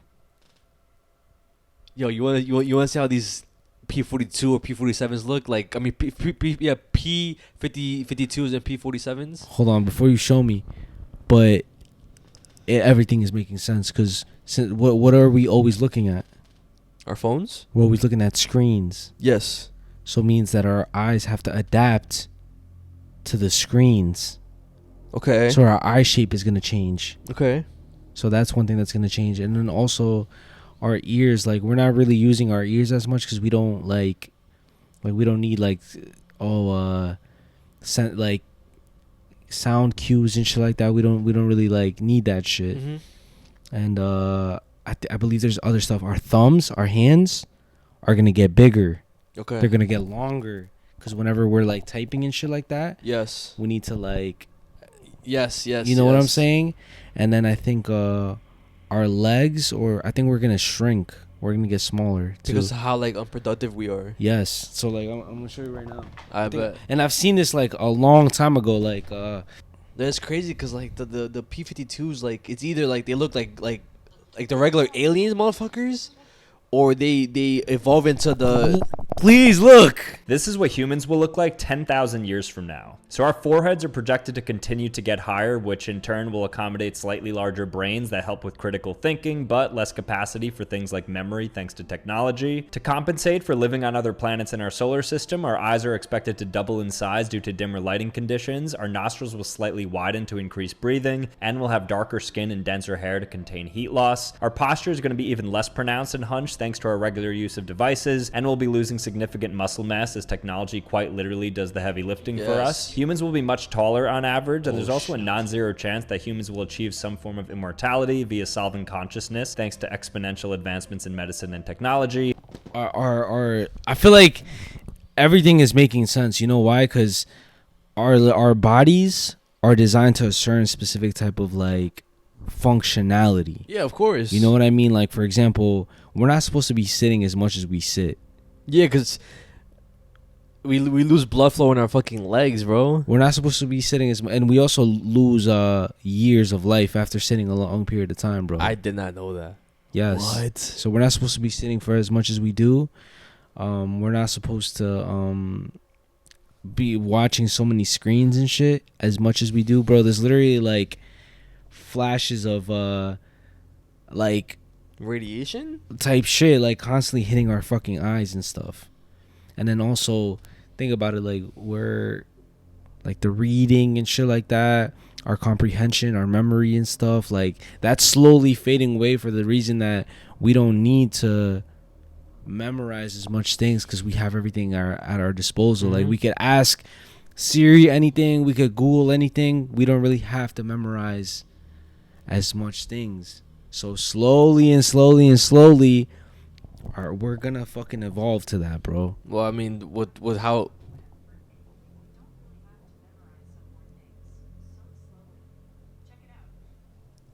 Yo, turn your fucking AI Siri off, bro. Because I was literally about to say that's why we have fucking AI now, bro. Because everybody's using that shit and it's making their life easier, bro. People don't need to like type shit no more. People like don't need to do anything anymore because of fucking AI. But you saw that first video you showed me, right? That's what they described that the P-52s and P-47s look like, bro. And they call them, like she said, extra ultra terrestrials, not extra, not dimensional beings. They're ultra terrestrials, bro. And also another thing I forgot to mention was that this scientist, she was working on anti-gravity stuff, but in that clip of the interview where she's talking about the P-47s and the P-52s, she talks about how she's getting stalked and that if she dies, if she gets taken out, then I know who did it. So I don't go to bars by myself anymore, even though it's my most productive zone. Because in the past 12 months, if I sit down at a bar by myself, some dude will come, like some 50-year-old dude will come and sit next to me and turn to me and say, do you want one roofie in your drink or two? Twice now, three times. It's like, I'm really fucking drunk. I shouldn't be this drunk. I didn't drink enough to be this drunk. What's happening? What's happening? Why am I so messed up? And then all of a sudden the people at the bar around me are like, what do you do for a living? Tell us. Do you work for the government? What do you do? You're sitting there at your laptop. It looks cool. Tell us what you're doing. And I'm like, hey, you didn't ask me that until I suddenly was disoriented.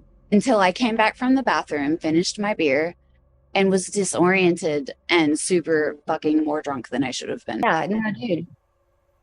I started the Institute for one reason. One reason, the Institute.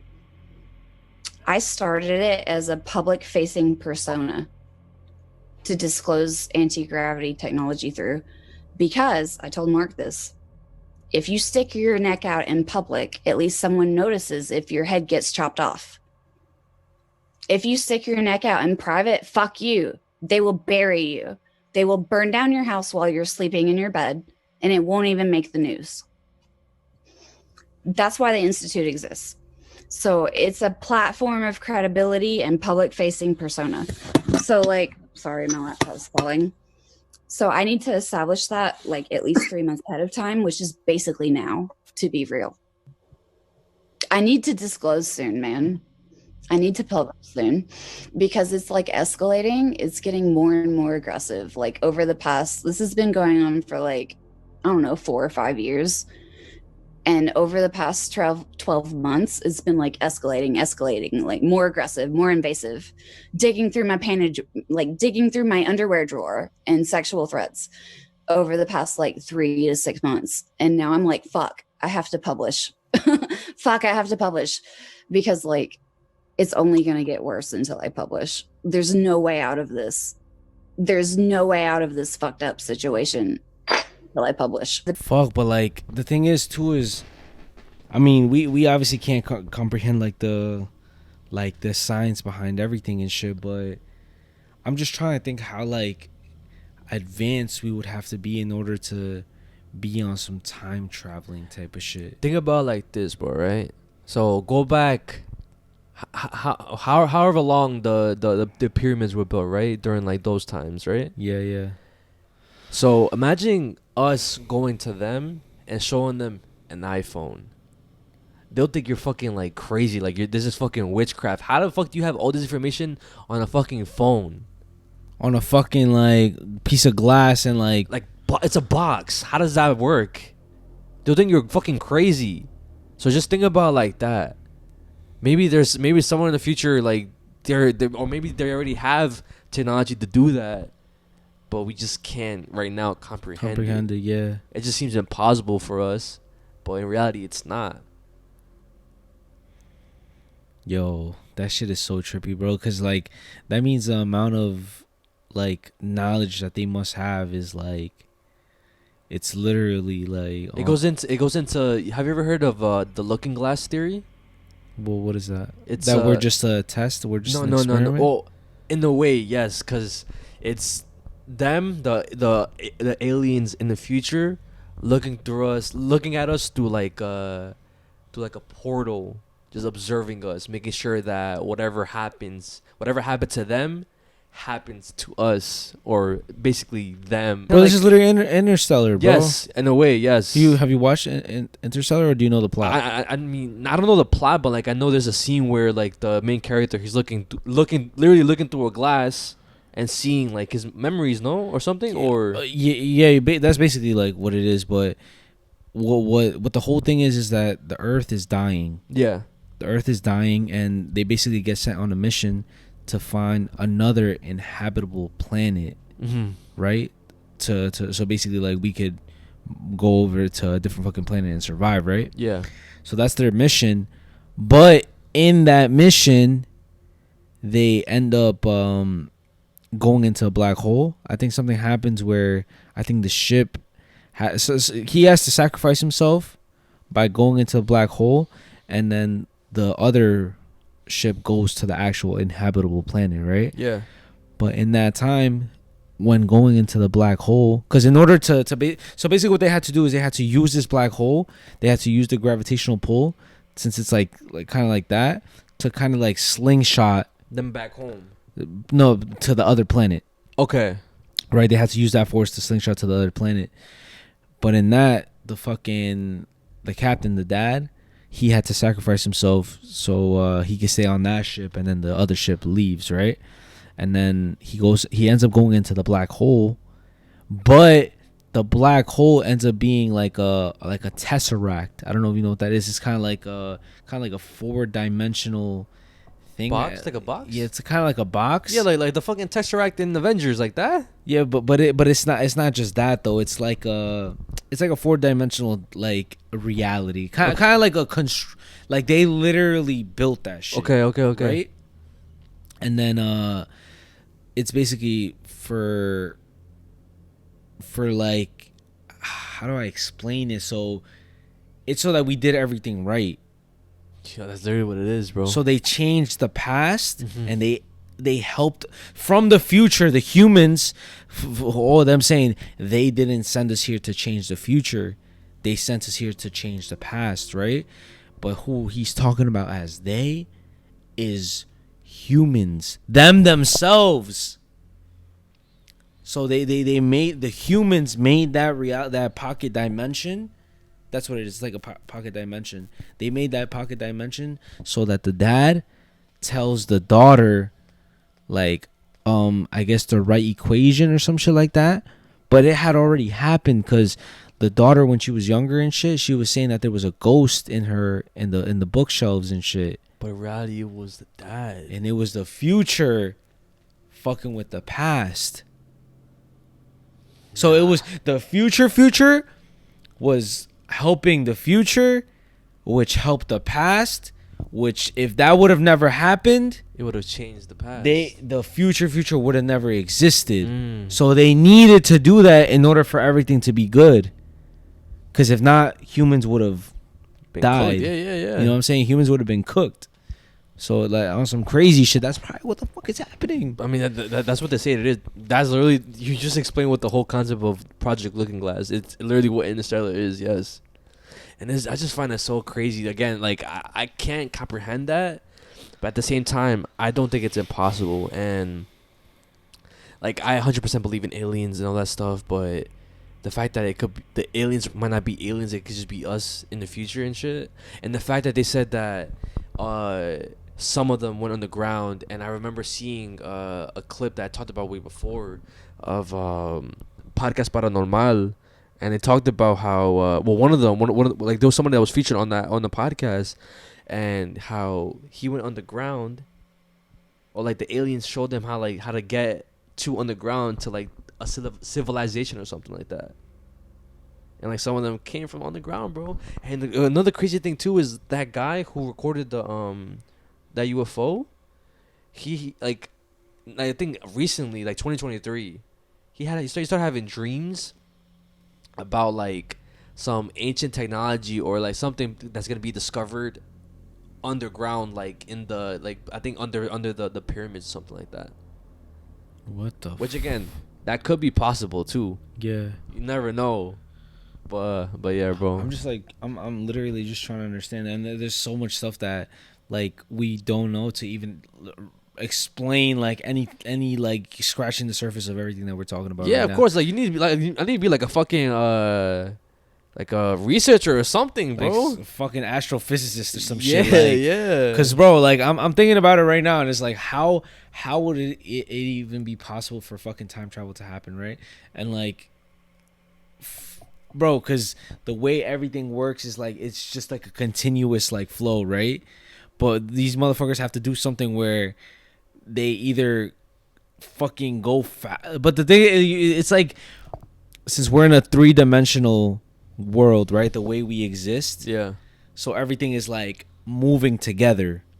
So time, matter, and space, everything is moving together at the same time. So whenever you fucking move faster,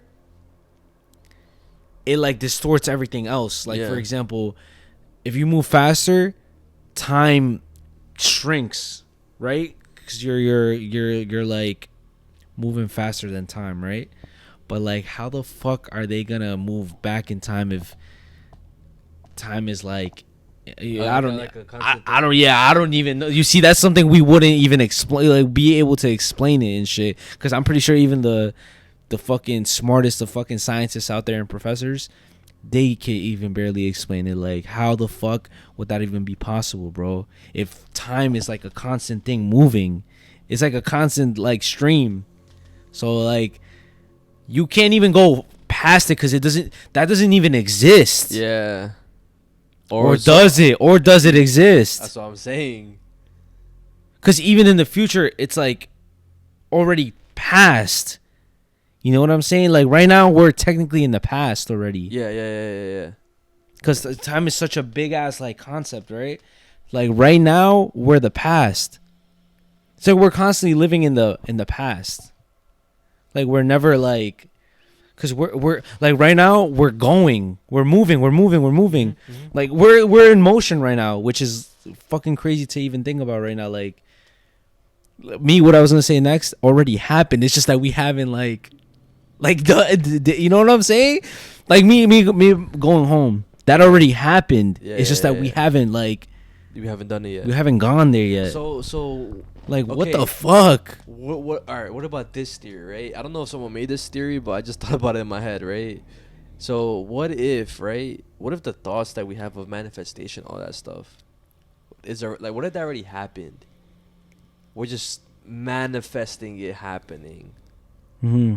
Like, you know what I'm trying to say? Or Yeah, like, yeah. So in reality, like, is it really a manifestation, or is it just us living our life, like our actual life, and we just have to maneuver our way to get to that specific point? But that goes back to the whole like, oh, is it like, is it faith, or is it or do we actually have will, like free will or destiny? Yeah, that goes back to that shit, and it's just like, it's a whole nother fucking rabbit hole. Yeah, well, this whole fucking topic is insane, bro. Yeah. Because I've talked about this shit with my brother, because specifically when it comes to time, because time is such a crazy concept to grasp.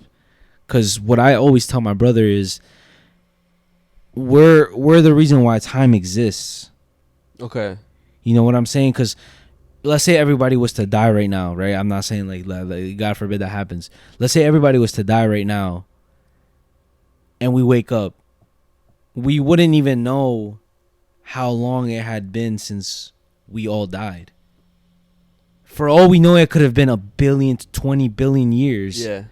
But to us, it could have felt like 1 minute, 1 second. Okay. You know what I'm saying? So it's like, that's why I feel like just time is a crazy, because like the example that I be giving my brother, and I think this is hella yapping, but I don't think it's yapping, bro.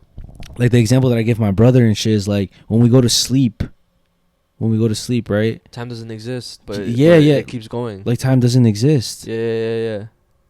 Well, no, it doesn't exist at all because we don't. It's like we don't experience it. Like, so does it like? So do you think it doesn't exist just because we don't experience it? Yes, and that's another theory. That's something else that like scientists say, how like everything isn't real until we experience it.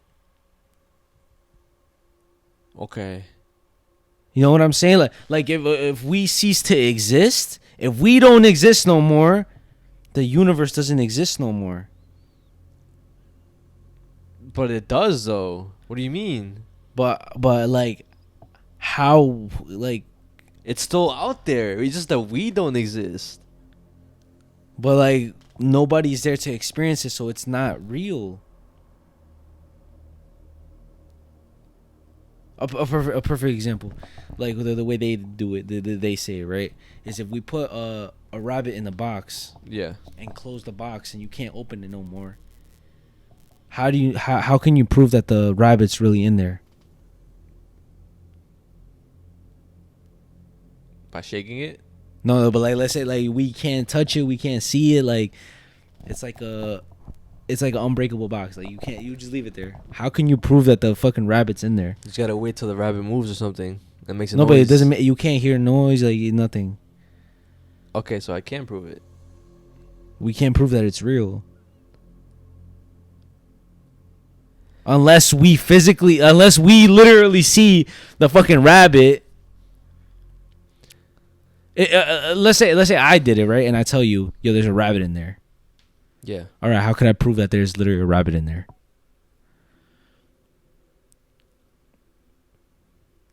You see, this, and I'm just explaining it in some dumbass way. Yeah. I'm probably fucking butchering the fuck out of the explanation when what I'm saying, but the main thing is that the universe is interacting with us, interacting with it.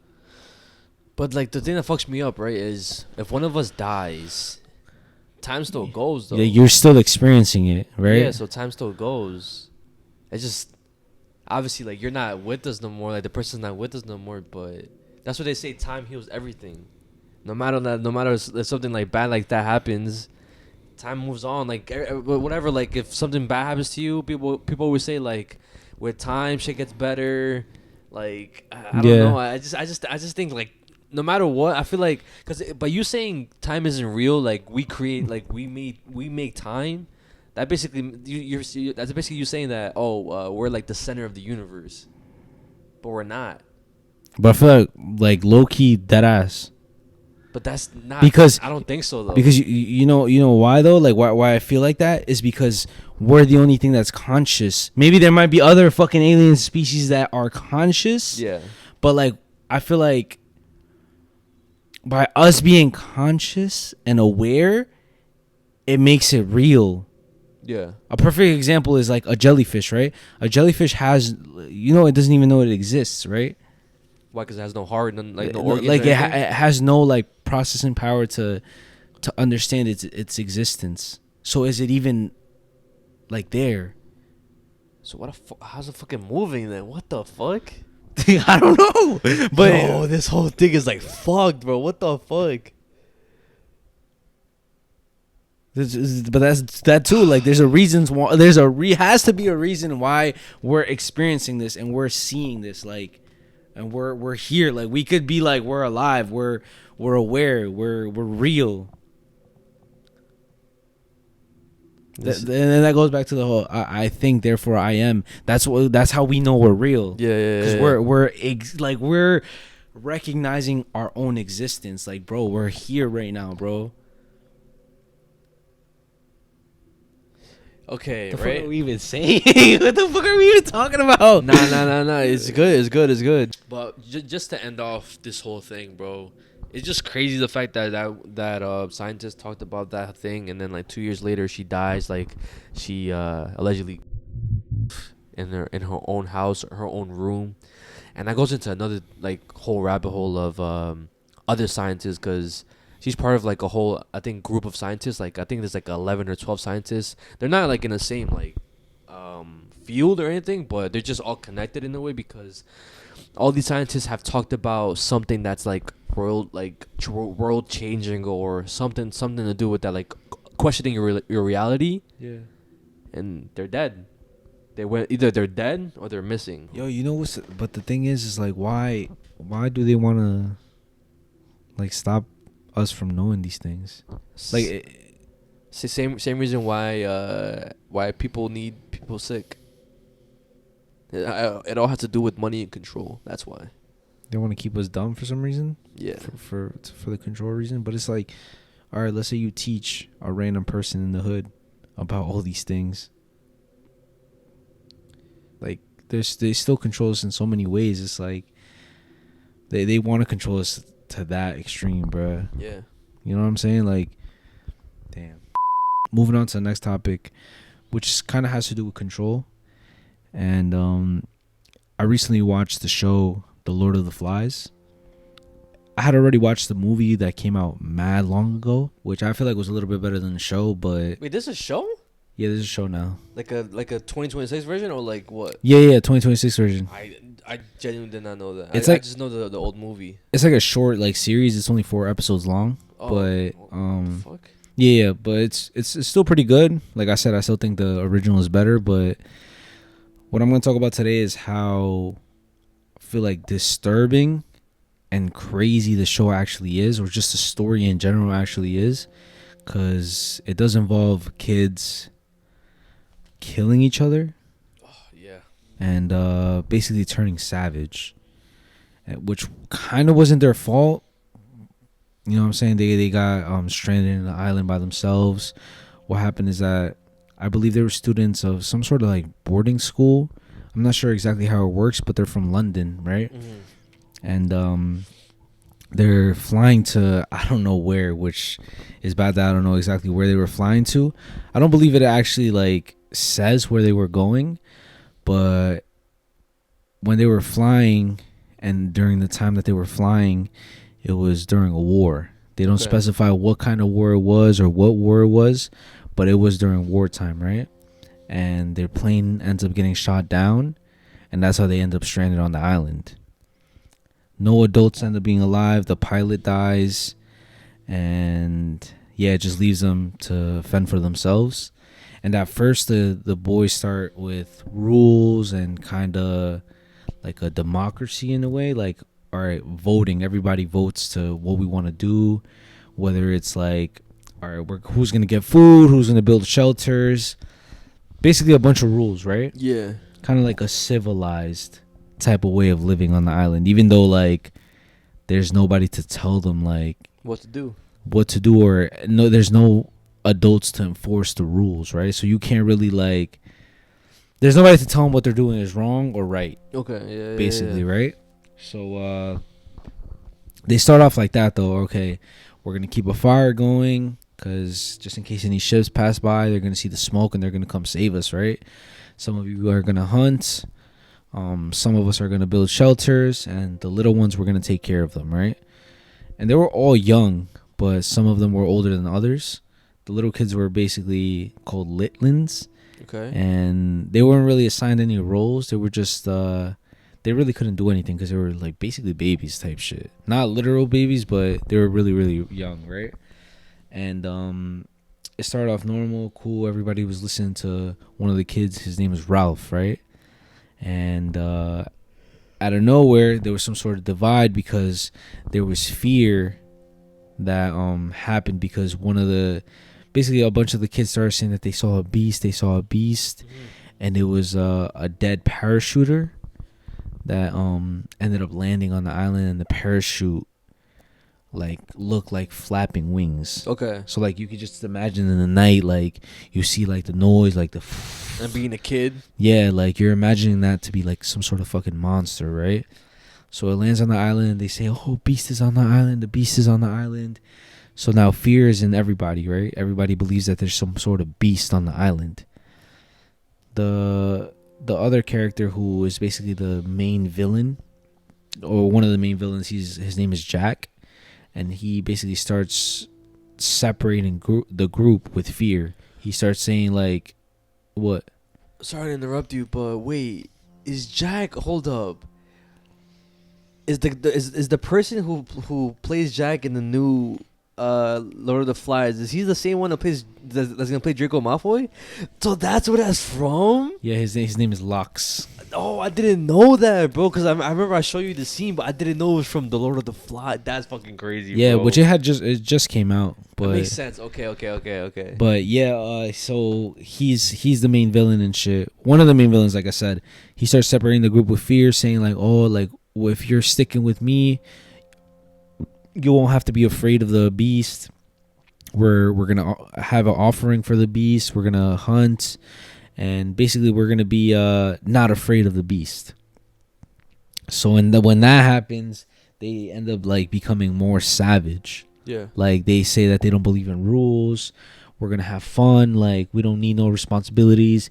Basically, they could do whatever the fuck they want, right? That's basically what his way of seeing it and his way of how they should be living on the island was. Like, why the fuck are we listening to rules if there's nobody to tell us what to do? You know what I'm saying?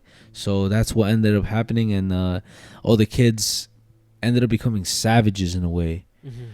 And then there's a point in the story where this kid named Simon, who is kind of like the physical representation of like morality and like good. Is Like, he the one with the glasses? no, that his name is Nicky, but they call him Piggy. Oh, okay, never mind. Right? But this kid named Simon, he ends up going into the forest and he sees a pig head. Okay. Which is basically the offering. But the pig head starts speaking to him. It starts speaking to him and starts saying that I'm the beast. Like, that's what he's hallucinating, right? And the pig head starts speaking to him, and just imagine a fucking pig on a stick, and it just starts speaking to you, right? I'm going to show you the scene right now, but he starts hallucinating, and then he realizes that there's no actual beast on the island. So he's the one who really like has like the epiphany of, yo, there's no beast on the island. The beast is within. Okay. So everybody is slowly turning into the quote unquote beast. But it's just like our dark side, like our savage side. He has that epiphany like, oh, like it's just us. Like, we have to basically like not turn savage. Like, we have to go back to our roots and do what's right, right? Yeah. He goes back to the tribe and shit to try and tell them like, listen, like, this is what I found out, whatever.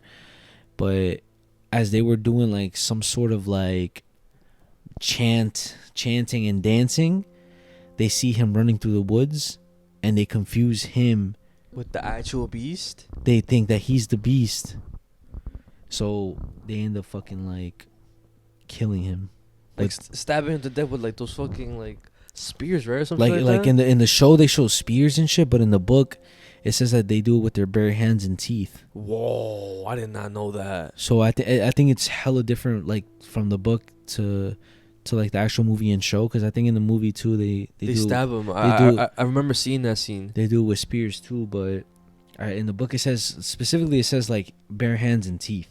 That's fucking crazy. Yeah. So that happens, and then the whole like plot and the whole meaning of the story and shit is that if you leave, like, that's how like civilization and society is, right? And how the nature of human beings, how if we're left to fend for ourselves, we're eventually gonna turn into savage beasts. Yeah. Without some sort of order in us, or somebody basically giving us orders, or basically giving us like, how do I say, like, I don't want to say orders because then that sounds like somebody's telling us what to do. It's, I guess it's some rules that we should follow, that we're just gonna, if we do whatever the fuck we want, like, it's not gonna be good. And yeah, that's basically what ended up happening on the island and shit. What do you think is like the most, like, I guess, disturbing scene in that movie or show? I'm not gonna lie, it's when they killed Simon. You think so? And I'm gonna show you it right now. Yeah. I think for me is whenever, because what I remember, because I remember seeing this in I think high school, or it was either middle school or high school, one of those. And the one that kind of like disturbed me when I watched it was whenever they killed Piggy or whatever. What's his name? Oh yeah, Nicky. Whenever they killed Nicky. Fucking shot the whole fucking boulder on his fucking face. Yeah, fuck. This is the show, or this is the movie? This is the movie.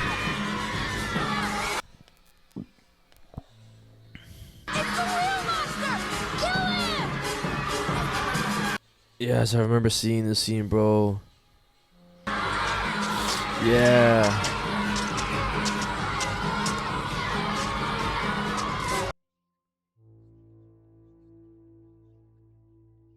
And I realized what the fuck they just did.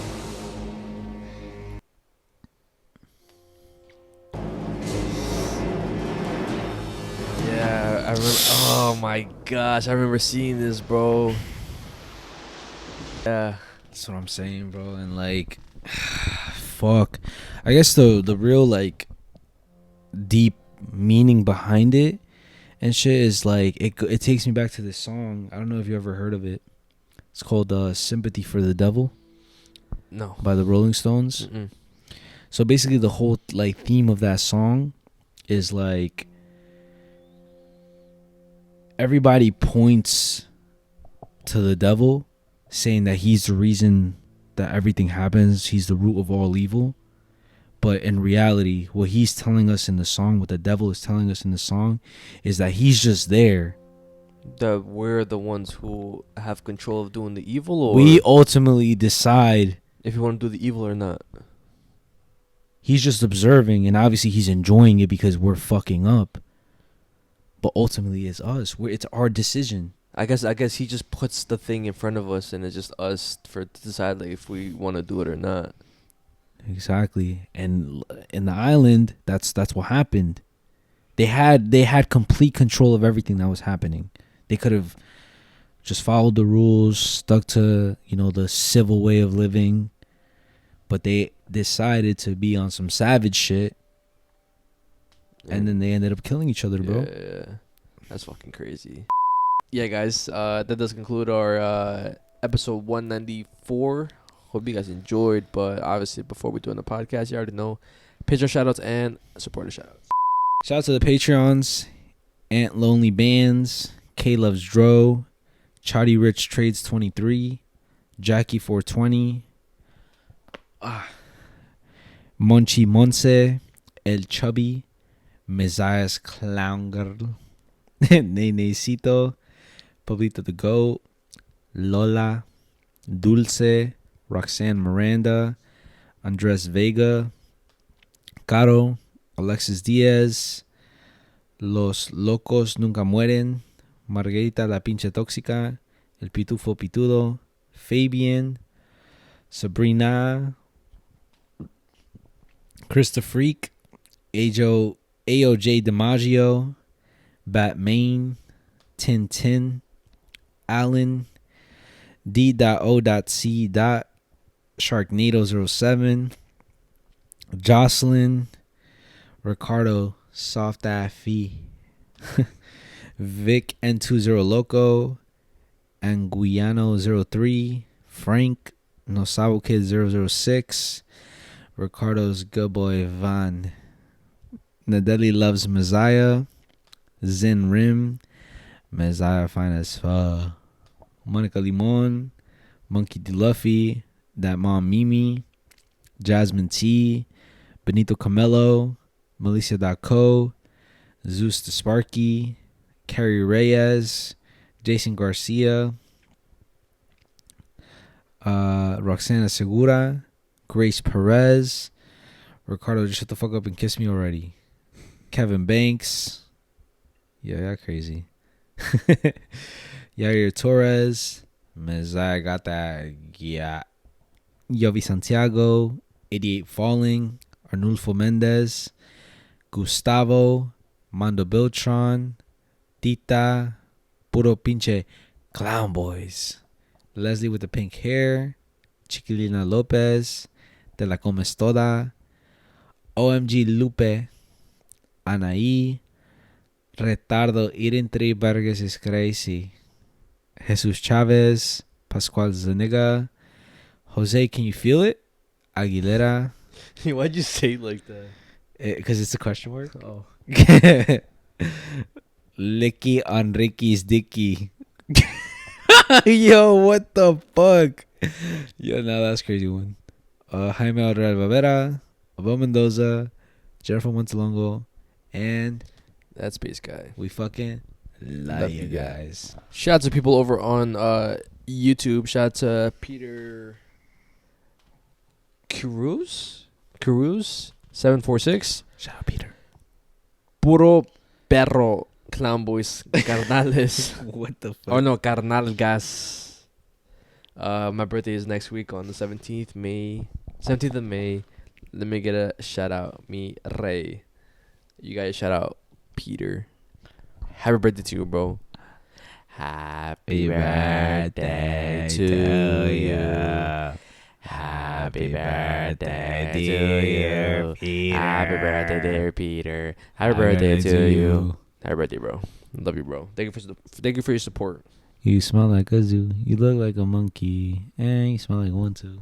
Shout out to Janet Hernandez, 7312. I giggle every time Ricardo is showing clips, and he looks up at Mezziah, waiting to see his reaction and facial expressions. You do that shit? Yes, bro.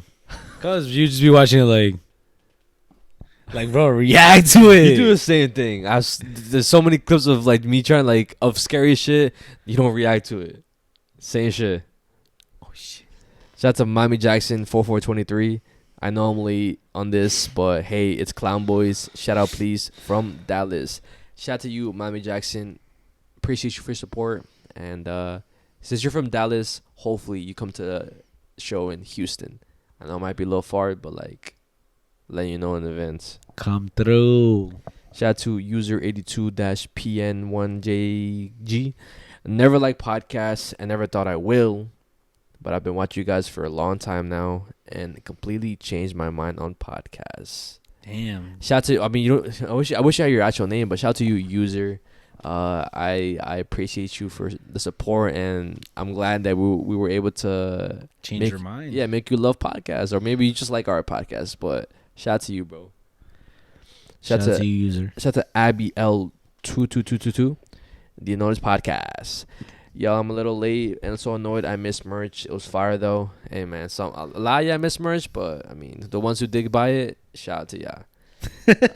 Also regarding the last episode, I want to reiterate that you guys always have W episodes.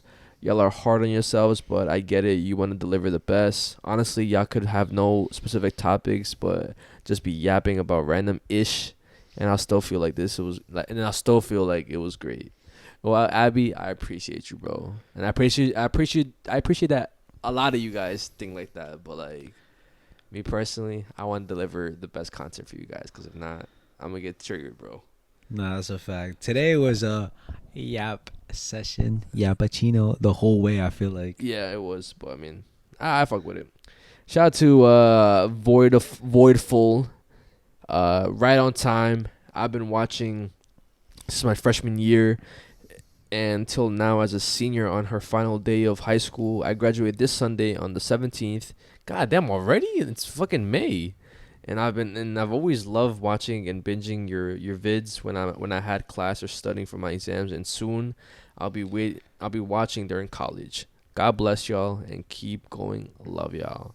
Walt Voidful, congratulations on graduating, and appreciate you for the love, bro. That ass. I'm appreciate the love. I'm happy that we were able to, I guess, distract you or be the background noise whenever you're studying or whatever. Yeah, that ass. And then last one, shout out to RV-IL5WR. You guys popped up on my Instagram, and I was immediately intrigued. You two are real and raw. Very different from other podcasts I watched / listened to. Hey, well, there was the point, bro. We're not your fucking usual podcast, and I'm glad that our format is rubbing off on people and they're fucking with it. I'm not gonna lie, I feel like that's my favorite type of comment. What? How they're they fuck with us because of how real and not scripted we are. I mean, today, bro. Again, I'm not gonna lie, I did not expect us to yap that much about the fucking the theory segments or whatever. But T 42 and T 57. It's P 47 and P 52. I don't know why I keep saying T. But hope you guys enjoyed. I don't have a hint for next. Actually, I do have a hint for next episode. Red. W hint. But yeah, guys, we'll see you guys on the next episode. It's been your host George, aka Messiah. It's your host Ricardo, aka Ricardo. And do not let this podcast go.